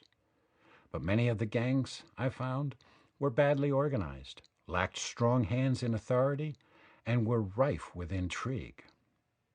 On the whole, I thought I would be wise to stay with a group which had already proven its friendliness, and in which I seemed to have prospects of advancement. Under these modern social and economic conditions, the kind of individual freedom to which I had been accustomed in the 20th century was impossible. I would have been as much of a non-entity in every phase of human relationship by attempting to avoid alliances as any man of the 20th century would have been politically who aligned himself with no political party. This entire modern life, it appeared to me, judging from my ancient viewpoint, was organized along what I call political lines. And in this connection, it amused me to notice how universal had become the use of the word boss. The leader, the person in charge or authority over anything, was a boss. There was as little formality in his relations with his followers as there was in the case of the 20th century political boss, and the same high respect paid him by his followers as well as the same high consideration by him of their interests. He was just as much of an autocrat and just as much dependent on the general popularity of his actions for the ability to maintain his autocracy. The sub-boss who could not command the loyalty of his followers was as quickly deposed, either by them or by his superiors, as the ancient ward leader of the 20th century who lost control of his votes. As society was organized in the 20th century, I do not believe the system could have worked in anything but politics. I tremble to think what would have happened had an attempt been made to handle the AEF this way during the First World War, instead of by that rigid military discipline and complete assumption of the individual as a mere standardized cog in the machine. But owing to the centuries of desperate suffering the people had endured at the hands of the Hans, there developed a spirit of self-sacrifice and consideration for the common good that made the scheme applicable and efficient in all forms of human cooperation. I have a little heresy about this, however. My associates regard the thought with as much horror as many worthy people of the 20th century felt in regard to any heretical suggestion that the original outline of government, as laid down in the first Constitution, did not apply as well to the 20th century conditions as to those of the early 19th. In later years, I felt that there was a certain softening of moral fiber among the people, since the Hans had been finally destroyed with all their works, and Americans had developed a new luxury economy. I had seen signs of the reawakening of greed, of selfishness. The eternal cycle seems to be at work. I fear that slowly, though surely, private wealth is reappearing. Codes of inflexibility are developing. They will be followed by corruption, degradation, and in the end, some cataclysmic event will end this era and usher in a new one. All this, however, is wandering afar from my story, which concerns our early battles against the Hans, and not our more modern problems of self-control. Our victory over the 7 Han ships had set the country ablaze. The secret had been carefully communicated to the other gangs, and the country was agog from one end to the other. There was feverish activity in the ammunition plants, and the hunting of stray Han ships became an enthusiastic sport. The results were disastrous to our hereditary enemies. From the Pacific coast came the report of a great trans-Pacific liner of 75,000 tons lift, being brought to Earth from a position of invisibility above the clouds. A dozen Sacramentos had caught the hazy outlines of its rep rays approaching them, head-on, in the twilight, like ghostly pillars reaching into the sky. They had fired rockets into it with ease, whereas they would have had difficulty in hitting it if it had been moving at right angles to their position. They got one rep ray. The other was not strong enough to hold it up. It floated to Earth, nose down, and since it was unarmed and unarmored, they had no difficulty in shooting it to pieces and massacring its crew and passengers. It seemed barbarous to me, but then I did not have centuries of bitter persecution in my blood. From the Jersey beaches, we received news of the destruction of a New York Alana liner. The sand snipers, practically invisible in their sand-colored clothing and half buried along the beaches, lay in wait for days, risking the play of disc beams along the route, and finally registering 4 hits within a week. The Hans discontinued their service along this route, and as evidence that they were badly shaken by our success, sent no raiders to the beaches. It was a few weeks later that Boss Hart sent for me. "Tony," he said, "there are two things I want to talk to you about. One of them will become public property in a few days, I think. We aren't going to get any more Han ships by shooting up their repeller rays unless we use much larger rockets. They're wise to us now. They're putting armor of great thickness in the hulls of their ships below the rep ray machines. Near Buffalo this morning, a party of Eries shot one without success. The explosion staggered her, but did not penetrate. As near as we can gather from their reports, their laboratories have developed a new alloy of great tensile strength and elasticity, which nevertheless lets the rep rays through like a sieve. Our reports indicate that the Erie's rockets bounced off harmlessly. Most of the party was wiped out as the dis rays went into action on them. This is going to mean real business for all of the gangs before long. The big bosses have just held a national ultraphone council. It was decided that America must organize on a national basis. The first move is to develop sectional organization by zones. I have been made super boss of the Mid-Atlantic Zone. We're in for it now. The Hands are sure to launch reprisal expeditions. If we're to save the race, we must keep them away from our camps and plants. I'm thinking of developing a permanent field force, along the lines of the regular armies of the 20th century you told me about. Its business will be twofold: to carry the warfare as much as possible to the Hans, and to serve as a decoy, to keep their attention from our plants. I'm going to need your help on this. The other thing I wanted to talk to you about is this. Amazing and impossible as it seems, there is a group, or perhaps an entire gang, somewhere among us, that is betraying us to the Hans. It may be the Bad Bloods, or it may be one of those gangs who live near one of the Han cities.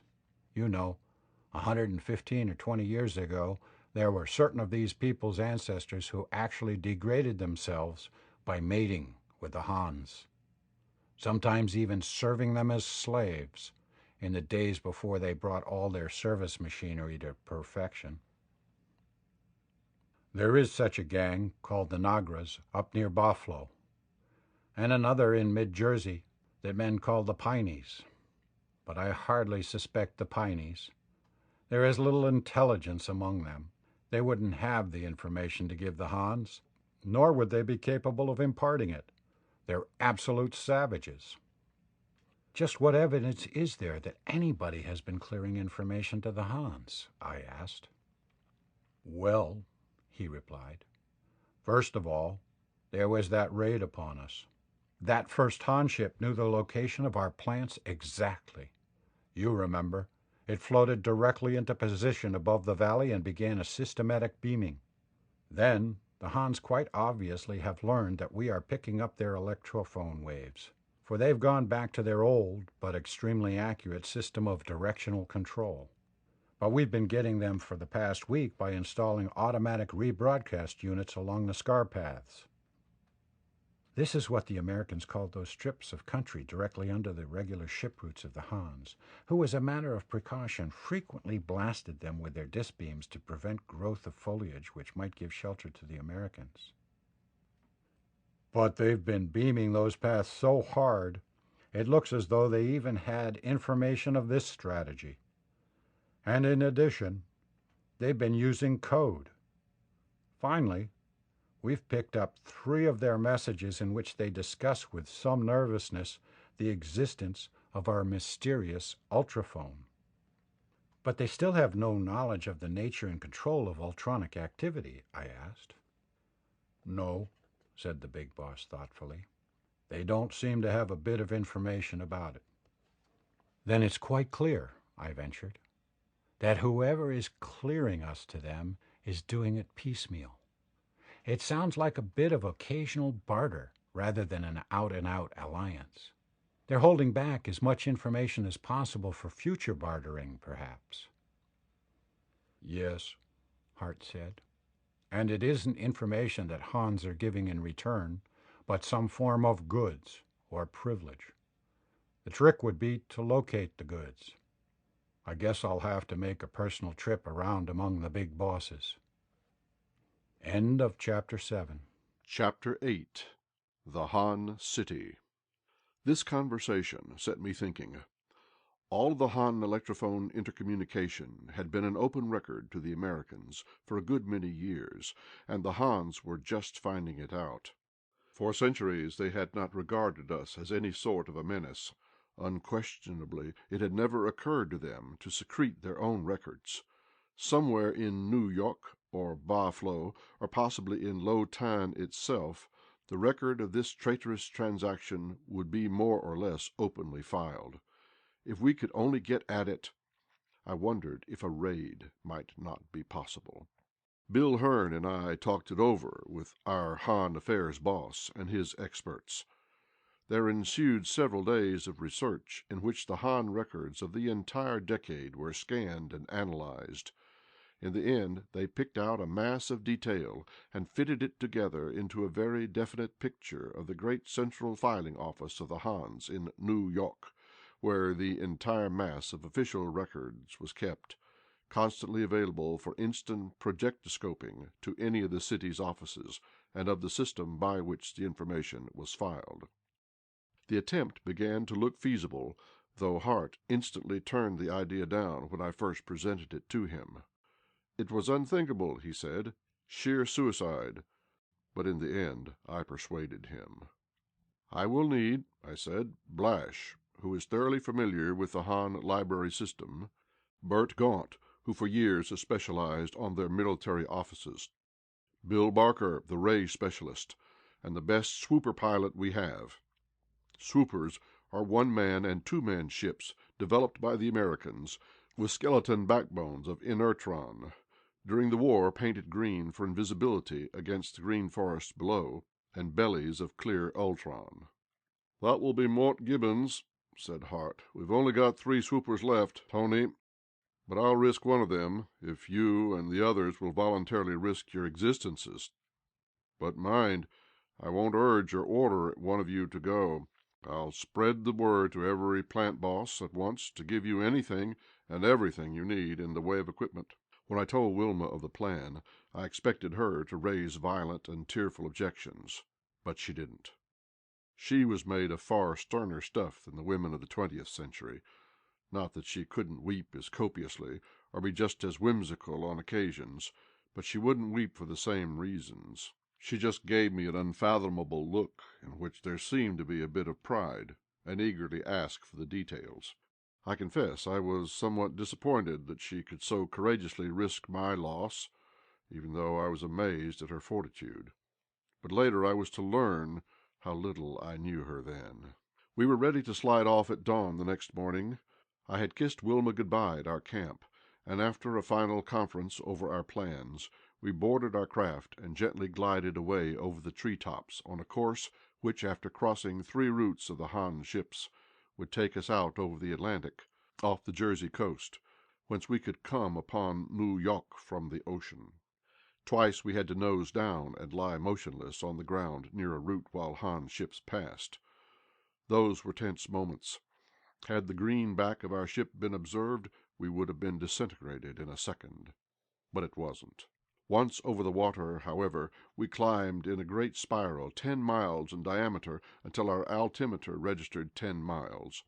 Here Gibbons shut off his rocket motor, and we floated far above the level of the Atlantic liners, whose course was well to the north of us, anyhow, and waited for nightfall. Then Gibbons turned from his control long enough to grin at me.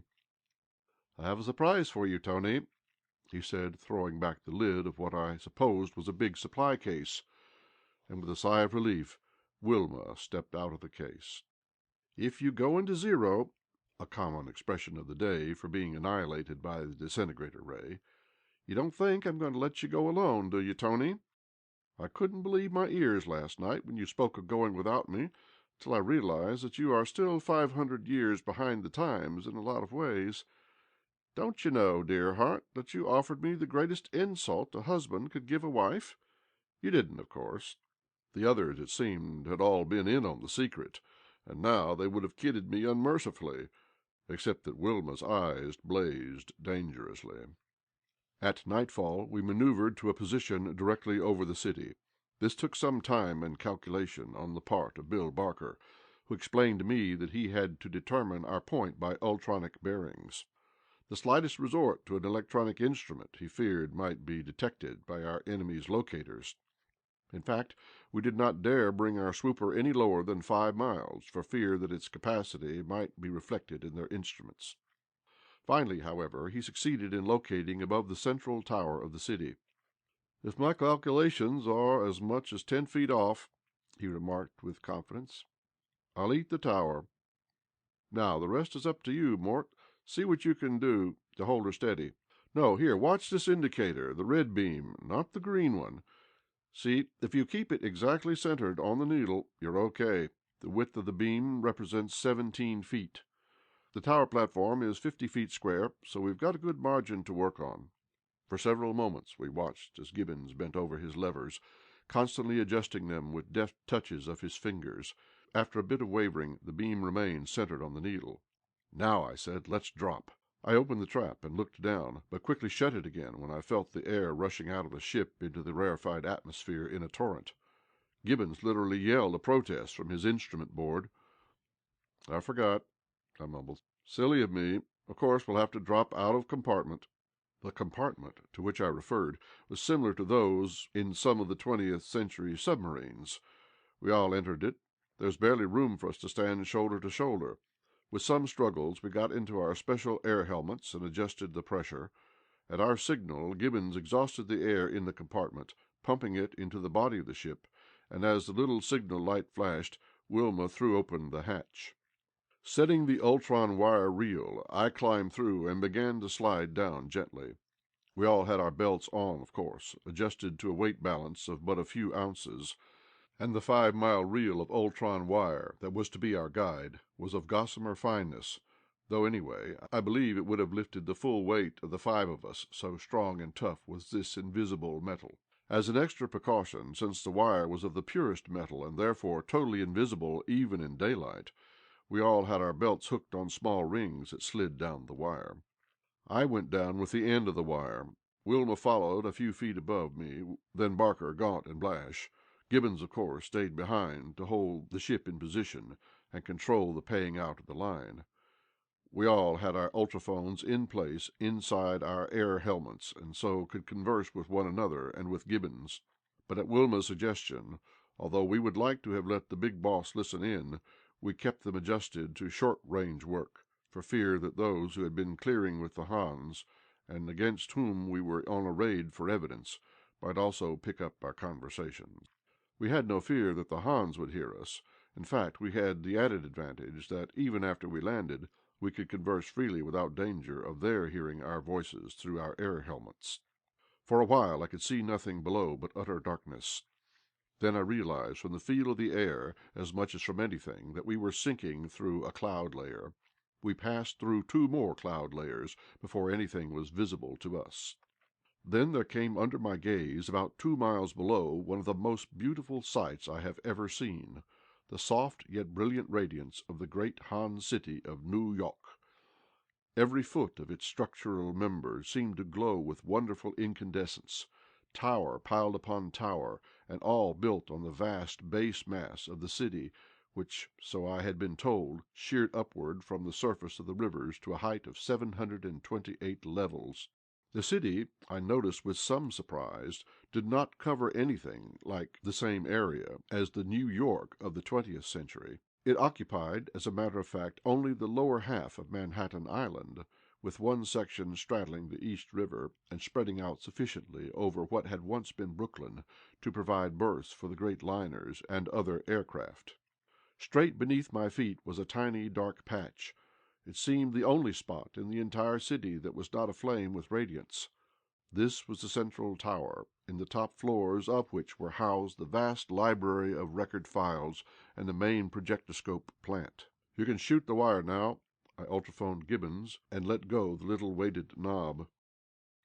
It dropped like a plummet, and we followed with considerable speed, but breaking our descent with gloved hands sufficiently to see whether the knob, on which a faint light glowed as a signal for ourselves, might be observed by any Han guard or night prowler.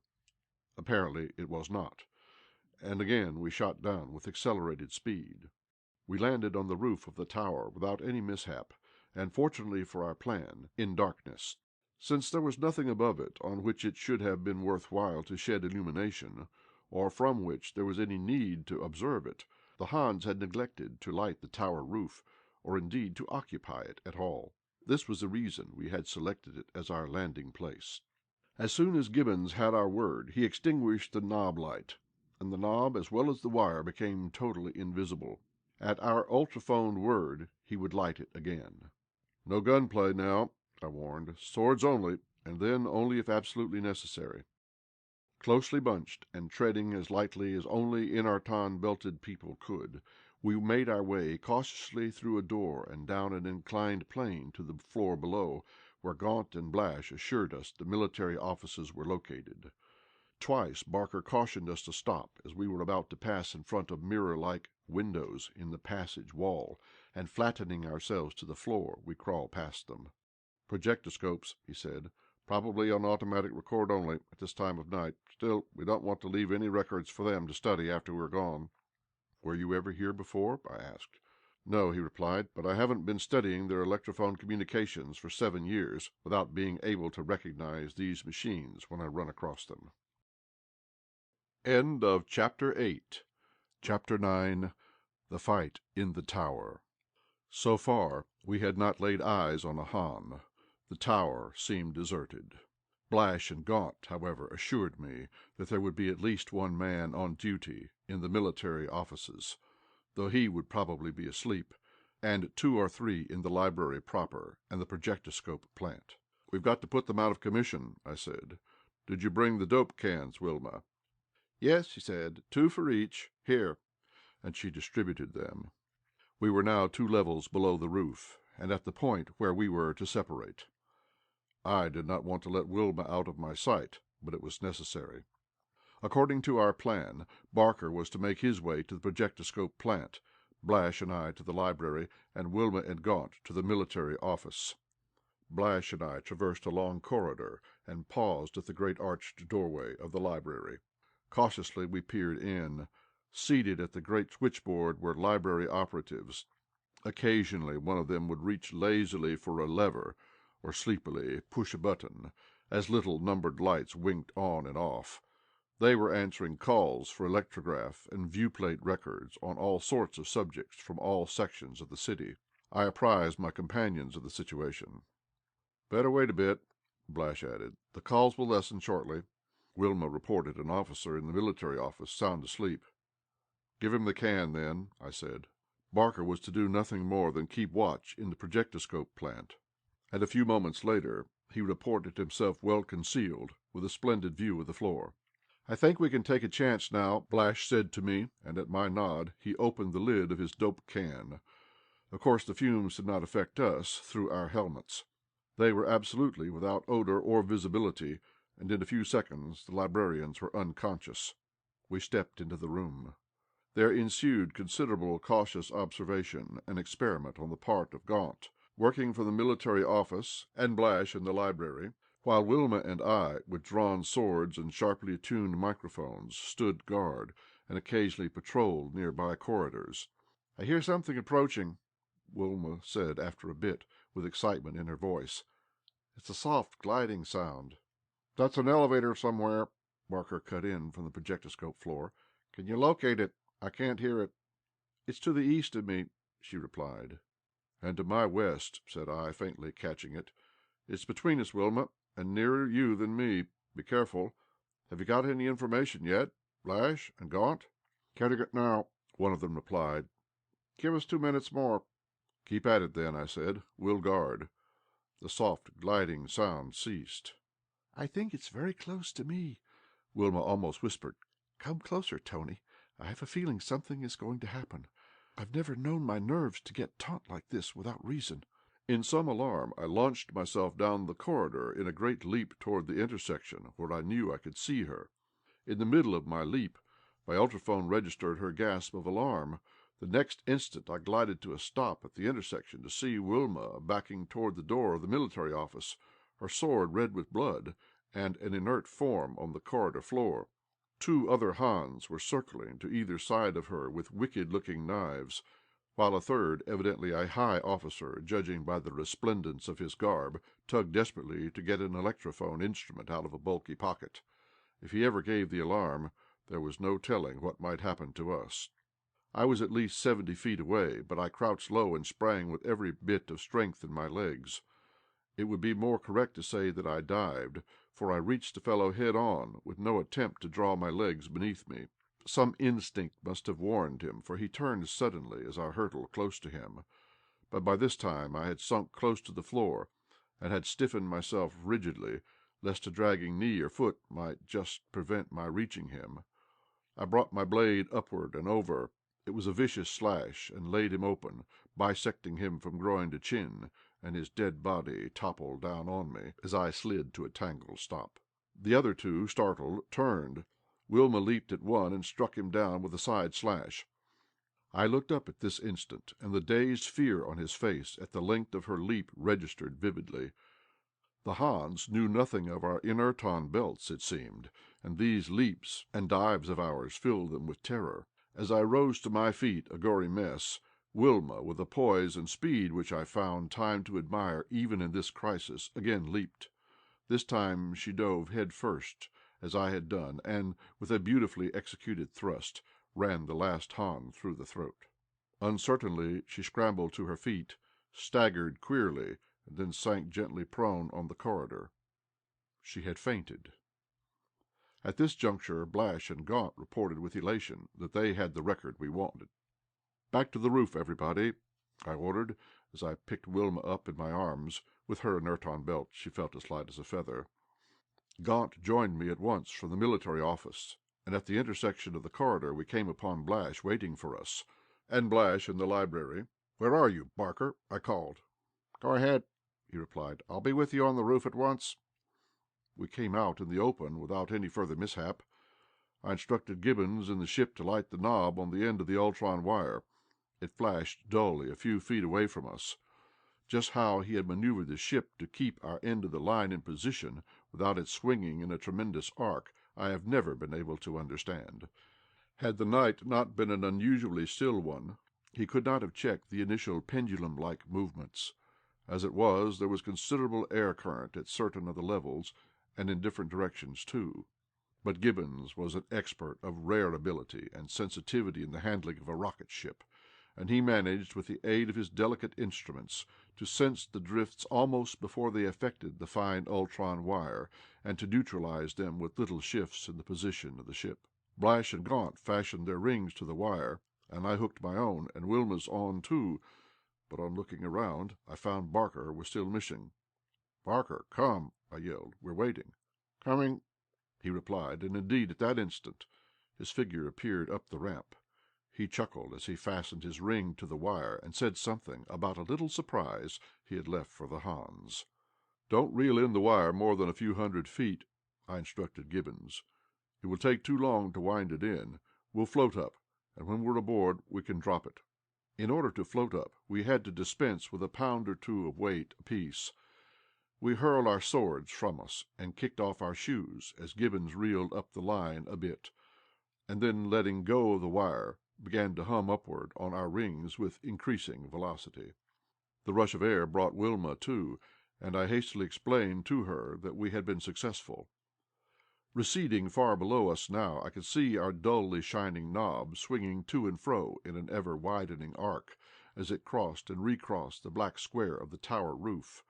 As an extra precaution, I ordered Gibbons to shut off the light, and to show one from the belly of the ship, for so great was our speed now that I began to fear we would have difficulty in checking ourselves. We were literally falling upward, and with terrific acceleration. Fortunately, we had several minutes in which to solve this difficulty, which none of us, strangely enough, had foreseen. It was Gibbons who found the answer. "You'll be all right if you grab the wire tight when I give the word," he said. "First, I'll start reeling it in at full speed. You won't get much of a jar, and then I'll decrease its speed again gradually, and its weight will hold you back. Are you ready? 1, 2, 3." We all grabbed tightly with our gloved hands as he gave the word. We must have been rising a good bit faster than he figured, however, for it wrenched our arms considerably, and the maneuver set up a sickening pendulum motion. For a while all we could do was swing there in an arc that may have been a quarter of a mile across, about 3½ miles above the city, and still more than a mile from our ship. Gibbons skillfully took up the slack as our momentum pulled up the line. Then at last we had ourselves under control again, and continued our upward journey, checking our speed somewhat with our gloves. There was not one of us who did not breathe a big sigh of relief when we scrambled through the hatch safely into the ship again, cast off the ultron line, and slammed the trap shut. Little realizing that we had a still more terrible experience to go through, we discussed the information Blash and Gaunt had between them extracted from the Han records, and the advisability of ultrophoning Hart at once. End of Chapter 9. Chapter 10. The Walls of Hell. The traitors were, it seemed, a degenerate gang of Americans located a few miles north of New York on the wooded banks of the Hudson, the Sing Sings. They had exchanged scraps of information to the Hands in return for several old repeller ray machines and the privilege of tuning in on the Han electronic power broadcast for their operation, provided their ships agreed to subject themselves to the orders of the Han traffic office while aloft. The rest wanted to ultrophone their news at once, since there was always danger that we might never get back to the gang with it. I objected, however. The Sing Sings would be likely to pick up our message, even if we used the directional projector. They might have scouts out to the west and south in the big inter-gang stretches of country. They would flee to New York and escape the punishment they merited. It seemed to be vitally important that they should not, for the sake of example to other weak groups among the American gangs, as well as to prevent a crisis in which they might clear more vital information to the enemy. "Out to sea again," I ordered Gibbons. "They'll be less likely to look for us in that direction." "Easy, boss, easy," he replied. "Wait until we get up a mile or two more. They must have discovered evidence of our raid by now, and their disarray wall may go in operation any moment." Even as he spoke, the ship lurched downward and to one side. "There it is," he shouted. "Hang on, everybody, we're going to nose straight up."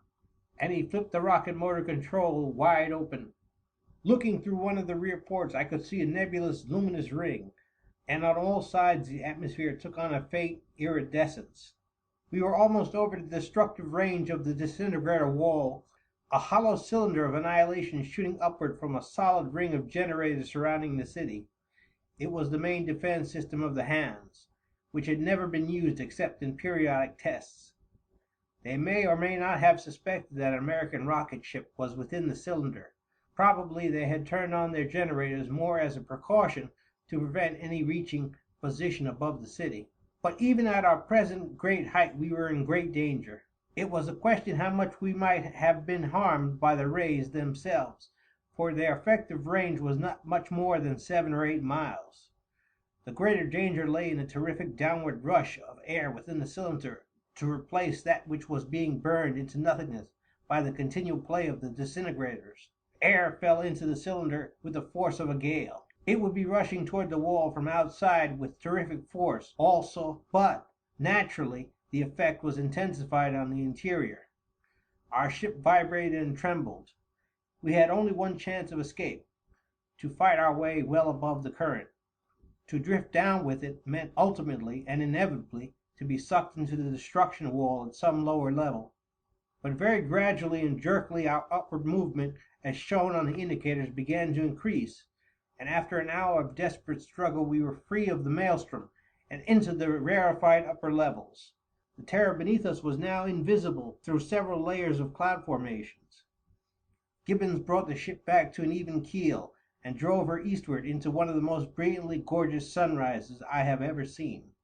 We described a great circle to the south and west in a long, easy dive, for he had cut out his rocket motors to save them as much as possible. We had drawn terrifically on their fuel reserves in our battle with the elements. For the moment the atmosphere below cleared, and we could see the Jersey coast far beneath, like a great map. "We're not through yet," remarked Gibbons suddenly, pointing at his periscope and adjusting it to telescopic focus. "A hand ship, and a drop ship at that." And he's seen us. If he whips that beam on us, we're done." I gazed, fascinated at the viewplate. What I saw was a cigar-shaped ship not dissimilar to our own in design, and from the proportional size of its ports, of about the same size as our swoopers. We learned later that they carried crews, for the most part not more than 3 or 4 men. They had streamlined hulls and tails that embodied universal jointed double fish-tail rudders. In operation they rose to great heights on their powerful repeller rays, then gathered speed either by a straight nose dive or an inclined dive in which they sometimes used the repeller ray slanted at a sharp angle. He was already above us, though several miles to the north. He could, of course, try to get on our tail and spear us with his beam as he dropped at us from a great height. Suddenly his beam blazed forth in a blinding flash, whipping downward slowly to our right. He went through a peculiar corkscrew-like evolution, evidently maneuvering to bring his beam to bear on us with a spiral motion. Gibbons instantly sent our ship into a series of evolutions that must have looked like those of a frightened hen. Alternately he used the forward and reverse rocket blasts, and in varying degree. We fluttered, we shot suddenly to right and left, and dropped like a plummet in uncertain movements. But all the time the hand scout dropped toward us, determinedly whipping the air around us with his beam. Once it sliced across beneath us, not more than 100 feet, and we dropped with a jar into the pocket formed by the destruction of the air. He had dropped to within a mile of us and was coming with the speed of a projectile when the end came. Gibbons always swore it was sheer luck. Maybe it was, but I like pilots who are lucky that way. In the midst of a dizzy, fluttering maneuver of our own, with the hen ship enlarging to our gaze with terrifying rapidity, and its beam slowly slicing toward us in what looked like certain destruction within the second, I saw Gibbons' fingers flick at the lever of his rocket gun, and a split second later the hen ship flew apart like a clay pigeon. We staggered and fluttered crazily for several moments while Gibbons struggled to bring our ship into balance. And a section of about 4 square feet in the side of the ship near the stern slowly crumbled like rusted metal. His beam actually had touched us, but our explosive rocket had got him a thousandth of a second sooner. Part of our rudder had been annihilated, and our motor damaged, but we were able to swoop gently back across Jersey, fortunately crossing the ship lanes without sighting any more handcraft, and finally settling to rest in the little glade beneath the trees near Hart's camp. End of chapter 10. Chapter 11. The New Boss. We had ultrophoned our arrival, and the big boss himself, surrounded by the council, was on hand to welcome us and learn our news. In turn, we were informed that during the night a band of raiding bad bloods, disguised under the insignia of the Altoonas, a gang some distance to the west of us, had destroyed several of our camps before our people had rallied and driven them off. Their purpose evidently had been to embroil us with the Altoonas. But fortunately one of our exchanges recognized the bad blood leader, who had been slain. The big boss had mobilized the full raiding force of the gang, and was on the point of heading an expedition for the extermination of the bad bloods. I looked around the grim circle of sub-bosses and realized the fate of America at this moment lay in their hands. Their temper demanded the immediate expenditure of our full effort in revenging ourselves for this raid. But the strategic exigencies, to my mind, quite clearly demanded the instant and absolute extermination of the Sing Sings. It might be only a matter of hours, for all we knew, before these degraded people would barter clues to the American ultronic secrets to the Hans. "How large a force have we?" I asked Hart. "Every man and maid who can be spared," he replied. "That gives us 700 married and unmarried men, and 300 girls, more than the entire bad blood gang. Every one is equipped with belts, ultrophones, rocket guns, and swords, and all fighting mad." I meditated how I might put the matter to these determined men, and was vaguely conscious that they were awaiting my words. Finally I began to speak. I do not remember to this day just what I said. I talked calmly, with due regard for their passion, but with deep conviction. I went over the information we had collected, point by point, building my case logically, and painting a lurid picture of the danger impending in that half-alliance between the Sinsings and the Hans of New York. I became impassioned, culminating, I believe, with a vow to proceed single-handed against the hereditary enemies of our race, if the Wyomings were blindly set on placing a gang feud ahead of honor and duty and the hopes of all America.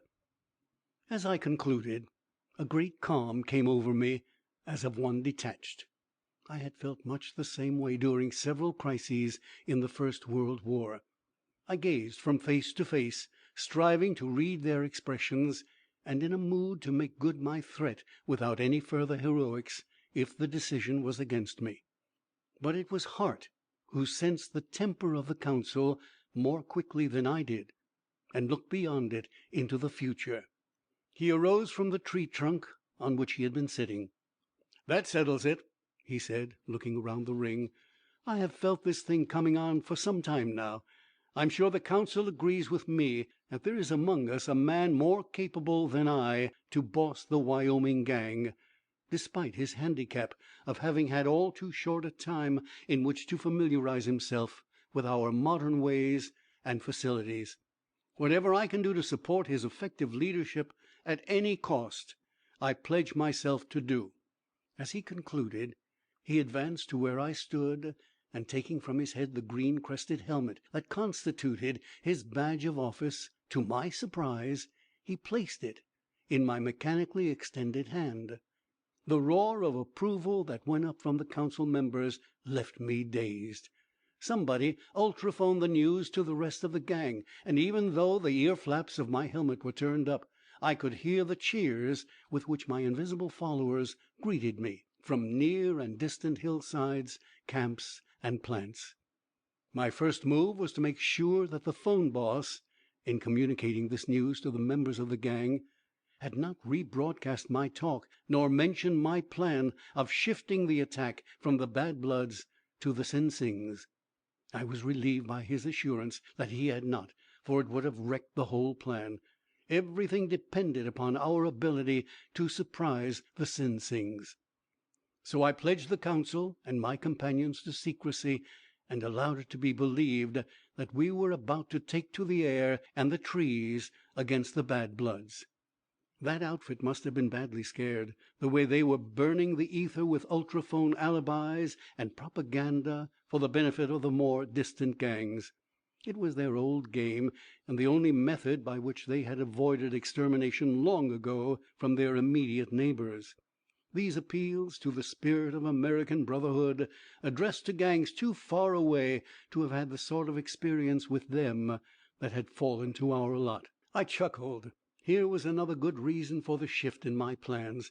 Were we actually to undertake the exterminations of the Bad Bloods at once, it would have been a hard job to convince some of the gangs that we had not been precipitate and unjustified. Jealousies and prejudices existed. There were gangs which would give the benefit of the doubt to the Bad Bloods rather than to ourselves, and the issue was now hopelessly beclouded with the clever lies that were being broadcast in an unceasing stream. But the extermination of the Sinsings would be another thing. In the first place, there would be no warning of our action until it was all over, I hoped.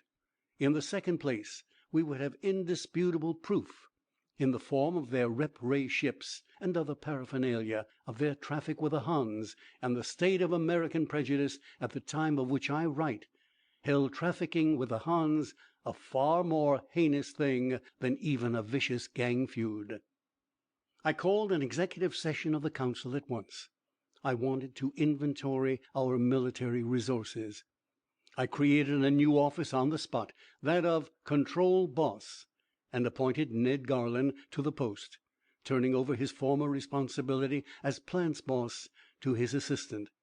I needed someone, I felt, to tie in the records of the various functional activities of the campaign, and to take over from me the task of keeping the records of them up to the minute.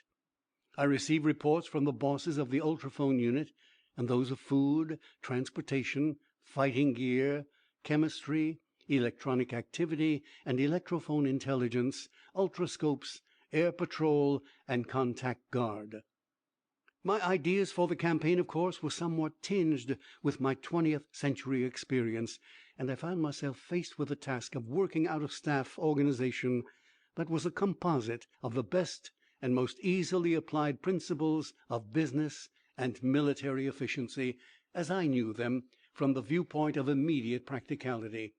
What I wanted was an organization that would be specialized, functionally, not as that indicated above, but from the angles of intelligence as to the Sinsing's activities, intelligence as to Han activities, perfection of communication with my own units, cooperation of field command, and perfect mobilization of emergency supplies and resources. It took several hours of hard work with the council to map out the plan. First, we assigned functional experts and equipment to each division in accordance with its needs. Then these, in turn, were reassigned by the new division bosses to the field commands as needed, or as independent or headquarters units. The two intelligence divisions were named the White and the Yellow, indicating that one specialized on the American enemy and the other on the Mongolians. The division in charge of our own communications, the assignment of ultrophone frequencies and strengths, and the maintenance of operators and equipment, I called communications. I named Bill Hearn to the post of field boss, in charge of the main or undetached fighting units, and to the resources division. I assigned all responsibility for what few aircraft we had, and all transportation and supply problems I assigned to resources. The functional bosses stayed with this division. We finally completed our organization with the assignment of liaison representatives among the various divisions as needed.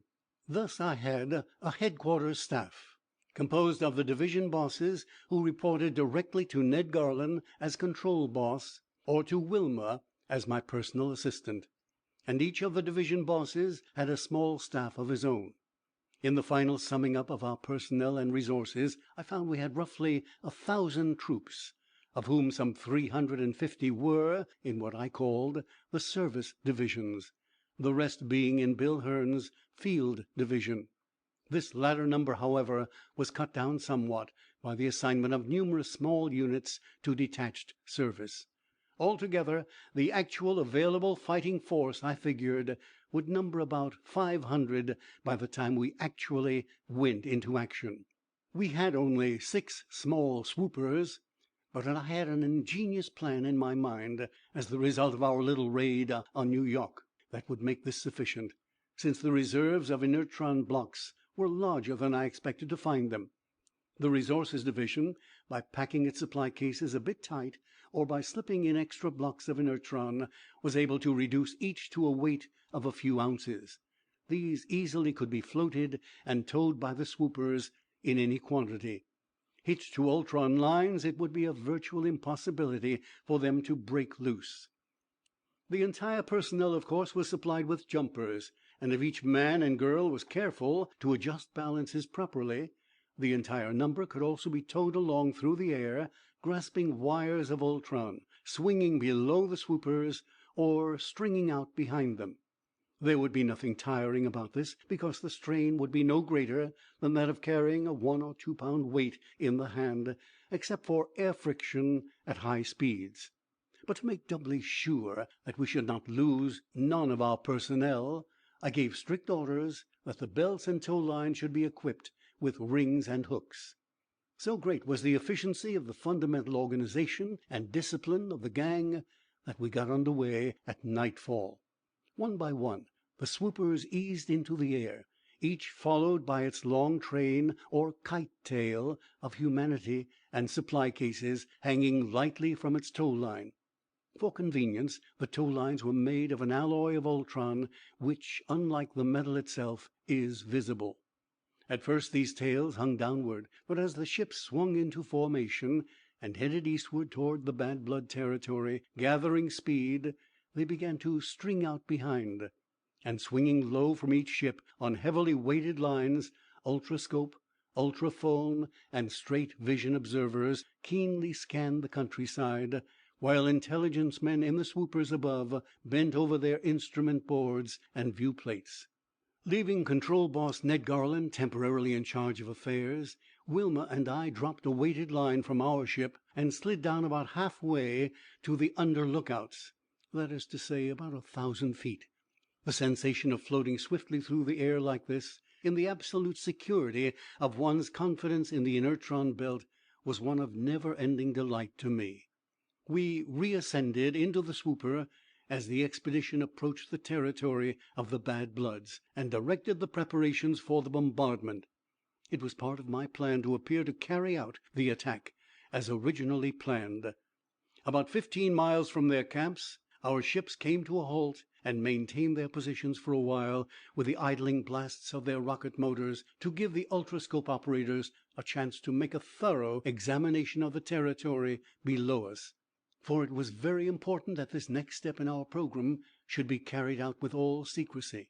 At length they reported the ground below us entirely clear of any appearance of human occupation, and a gun unit of long-range specialists was lowered with a dozen rocket guns, equipped with special automatic devices that the Resources Division had developed at my request, a few hours before our departure. These were aiming and timing devices. After calculating the range, elevation, and rocket charges carefully, the guns were left concealed in a ravine, and the men were hauled up into the ship again.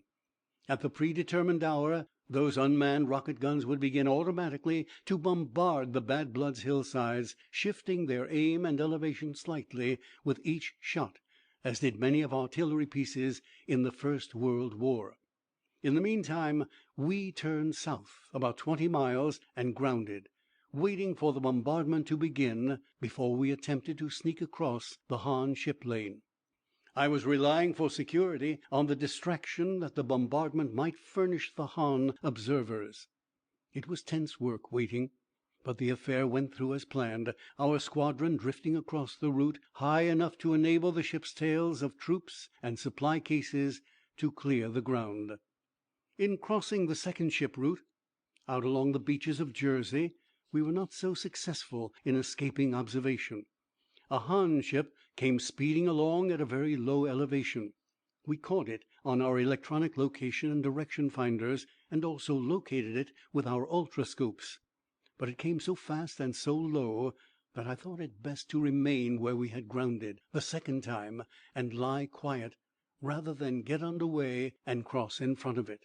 The point was this: while the Hans had no such devices as our ultroscopes, with which we could see in the dark, within certain limitations, of course, and their electronic instruments would be virtually useless in uncovering our presence, since all but natural electronic activities were carefully eliminated from our apparatus, except electrophone receivers, which are not easily spotted. The Hans did have some very highly sensitive sound devices, which operated with great efficiency in calm weather, so far as sounds emanating from the air were concerned, but the ground roar greatly confused their use of these instruments in the location of specific sounds floating up from the surface of the earth. The ship must have caught some slight noise of ours, however, in its sensitive instruments, for we heard its electronic devices go into play, and picked up the routine report of the noise to its base ship commander. But from the nature of the conversation, I judged they had not identified it, and were in fact more curious about the detonations they were picking up now from the Bad Blood lands some 60 miles or so to the west. Immediately after this ship had shot by, we took to the air again, and followed much the same route that I had taken the previous night, climbed in a long semicircle out over the ocean, swung toward the north, and finally the west. We set our course, however, for the Sing Sing's land, north of New York, instead of for the city itself. End of chapter 11. Chapter 12. The Finger of Doom. As we crossed the Hudson River, a few miles north of the city, we dropped several units of the Yellow Intelligence Division with full instrumental equipment. Their apparatus cases were nicely balanced at only a few ounces weight each, and the men used their chute capes to ease their drops. We recrossed the river a little distance above and began dropping white intelligence units and a few long and short range gun units. Then we held our position until we began to get reports. Gradually we ringed the territory of the Sinsings, our observation units working busily and patiently at their locations and scopes, both aloft and aground, until Garland finally turned to me with the remark, "The map circle is complete now, boss. We got clear locations all the way around them." "Let me see it," I replied, and studied the illuminated viewplate map, with its little overlapping circles of light that indicated spots proved clear of the enemy by ultrascopic observation. I nodded to Bill Hearn. "Go ahead now, Hearn," I said, "and place your barrage men." He spoke into his ultrophone, and 3 of the ships began to glide in a wide ring around the enemy territory. Every few seconds, at the word from his unit boss, a gunner would drop off the wire and, slipping the clasp of his chute cape, drift down into the darkness below. Bill formed 2 lines parallel to and facing the river, and enclosing the entire territory of the enemy between them. Above and below, straddling the river, were 2 defensive lines. These latter were merely to hold their positions. The others were to close in toward each other, pushing a high explosive barrage 5 miles ahead of them. When the 2 barrages met, both lines were to switch to short vision range barrage and continue to close in on any of the enemy who might have drifted through the previous curtain of fire. In the meantime, Bill kept his reserves, a picked corps of 100 men, the same that had accompanied Hart and myself in our fight with the Han squadron in the air, divided about equally among the kite tails of 4 ships. A final roll call by units, companies, divisions, and functions established the fact that our forces were in position. No Han activity was reported, and no Han broadcasts indicated any suspicion of our expedition. Nor was there any indication that the Sinsings had any knowledge of the fate in store for them. The idling of rep-ray generators was reported from the center of their camp, obviously those of the ships the Han had given them, the price of their treason to their race. Again I gave the word, and Hearn passed on the order to his subordinates. Far below us, and several miles to right and left, the 2 barrage lines made their appearance. From the great height to which we had risen, they appeared like lines of brilliant winking lights, and the detonations were muffled by the distances into a sort of rumbling, distant thunder. Hearn and his assistants were very busy, measuring, calculating, and snapping out ultrophone orders to unit commanders that resulted in the straightening of lines and the closing of gaps in the barrage. The White Division boss reported the utmost confusion in the Sinsing organization. They were, as might be expected, an inefficient, loosely disciplined gang, and repeated broadcasts for help to neighboring gangs, ignoring the fact that the Mongolians had not used explosives for many generations. They nevertheless jumped at the conclusion that they were being raided by the Hans. Their frantic broadcasts persisted in this thought, despite the nervous electrophonic inquiries of the Han themselves, to whom the sound of the battle was evidently audible, and who were trying to locate the trouble. At this point, the swooper I had sent south toward the city went into action as a diversion to keep the Hans at home. Its kite tail, loaded with long-range gunners, using the most highly explosive rockets we had, hung invisible in the darkness of the sky and bombarded the city from a distance of about 5 miles. With an entire city to shoot at, and the object of creating as much commotion therein as possible, regardless of actual damage, the gunners had no difficulty in hitting the mark. I could see the glow of the city and the stabbing flashes of exploding rockets.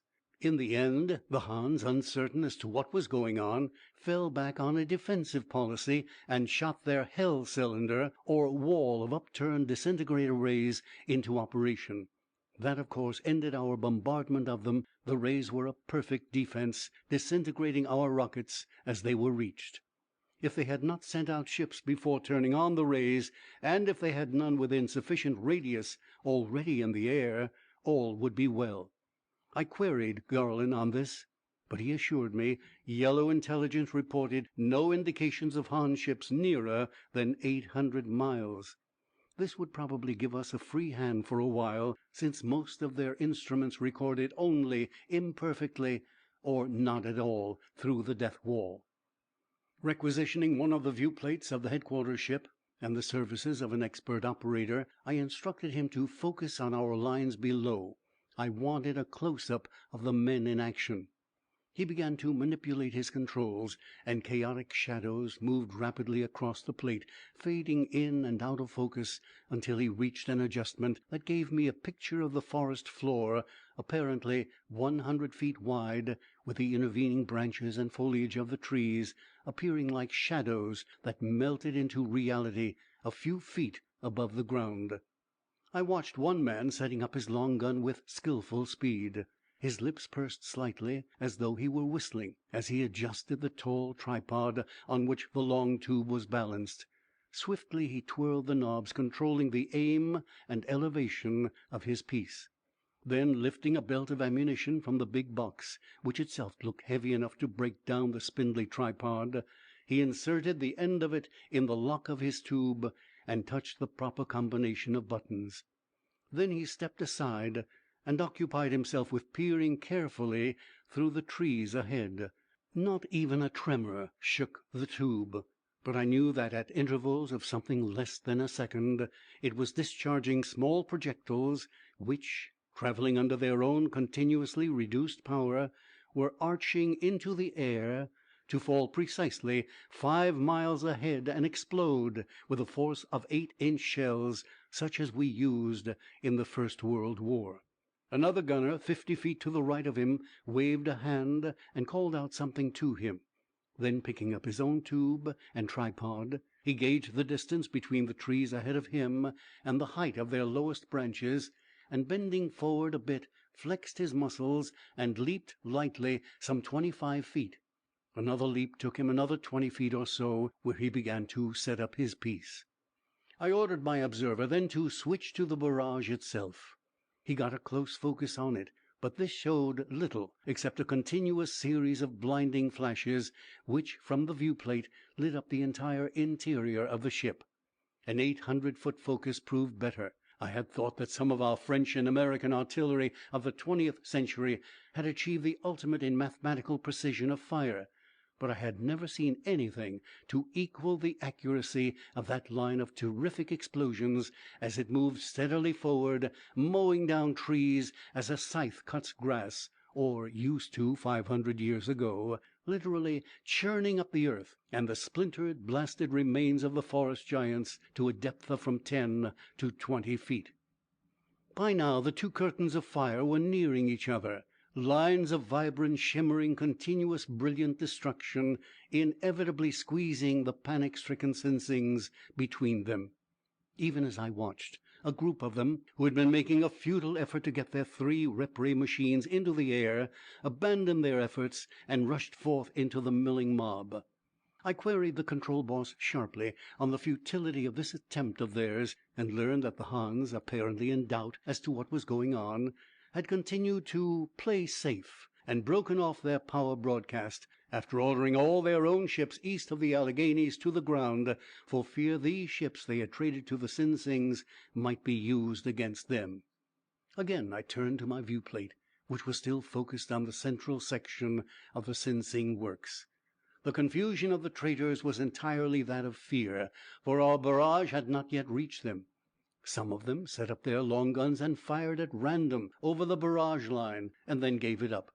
They realized they had no target to shoot at, no way of knowing whether our gunners were a few hundred feet or several miles beyond it.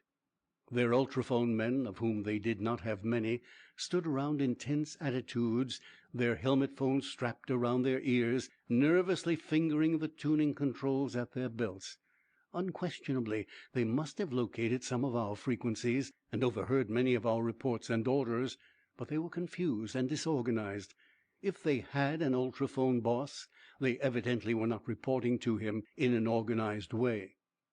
They were beginning to draw back now before our advancing fire. With intermittent desperation, they began to shoot over our barrage again, and the explosions of their rockets flashed at widely scattered points beyond. A few took distance pot shots. Oddly enough, it was our own forces that suffered the first casualties in the battle.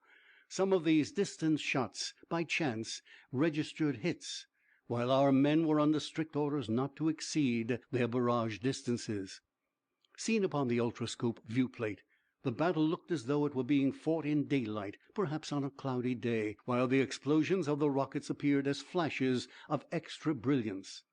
The two barrage lines were not more than 500 feet apart when the Sinsings resorted to tactics we had not foreseen. We noticed at first they began to lighten themselves by throwing away extra equipment. A few of them, in their excitement, threw away too much and shot suddenly into the air. Then a scattering few floated up gently, followed by increasing numbers, while still others, preserving a weight balance, jumped toward the closing barrages and leaped high, hoping to clear them. Some succeeded. We saw others, blown about like leaves in a windstorm, to crumple and drift slowly down, or else to fall into the barrage, their belts blown from their bodies. However, it was not a part of our plan to allow a single one of them to escape and find his way to the Hans. I quickly passed the word to Bill Hearn to have the alternate men in his line raise their barrages, and heard him bark out a mathematical formula to the unit bosses. We backed off our ships as the explosions climbed into the air in stagger formation until they reached a height of 3 miles. I don't believe any of the Sinsings who tried to float away to freedom succeeded. But we did know later that a few who leaped the barrage got away and ultimately reached New York. It was those who managed to jump the barrage who gave us the most trouble. With half of our long-range guns turned aloft, I foresaw we would not have enough to establish successive ground barrages, and so ordered the barrage back 2 miles, from which positions our curtains began to close in again.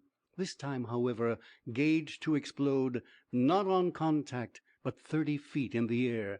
This left little chance for the Sinsings to leap either over or under it. Gradually the two barrages approached each other until they finally met, and in the gray dawn the battle ended. Our own casualties amounted to 47 men in the ground forces, 18 of whom had been slain in hand-to-hand fighting with a few of the enemy who managed to reach our lines, and 62 in the crew and kite-tail force of swooper No. 4, which had been located by one of the enemy's ultrascopes and brought down with long-gun fire. Since nearly every member of the Sinsing gang had, so far as we knew, been killed, we considered the raid a great success. It had, however, a far greater significance than this.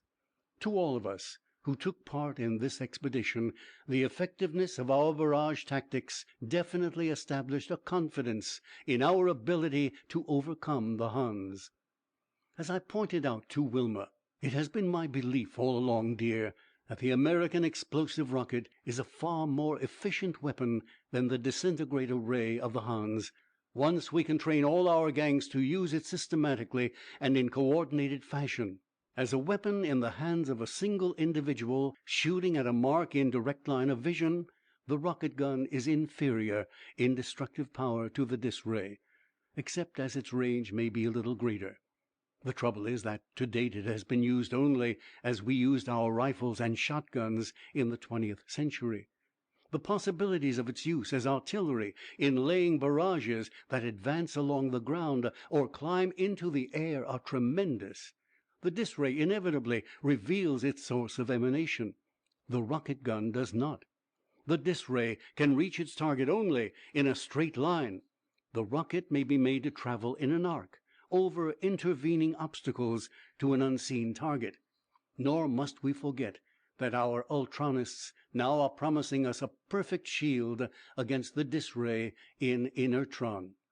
I tremble, though, Tony dear, when I think of the horrors that are ahead of us. The Huns are clever. They will develop defenses against our new tactics, and they are sure to mass against us not only the full force of their power in America, but the united forces of the world empire. They are a cowardly race in one sense, but clever as the very devils in hell, and inheritors of a calm, ruthless, vicious persistency. Nevertheless, I prophesied, the finger of doom points squarely at them today, and unless you and I are killed in the struggle, we shall live to see America blast the yellow blight from the face of the earth. End of chapter 12, and the end of Armageddon, 2419 A.D., by Philip Francis Nowlan.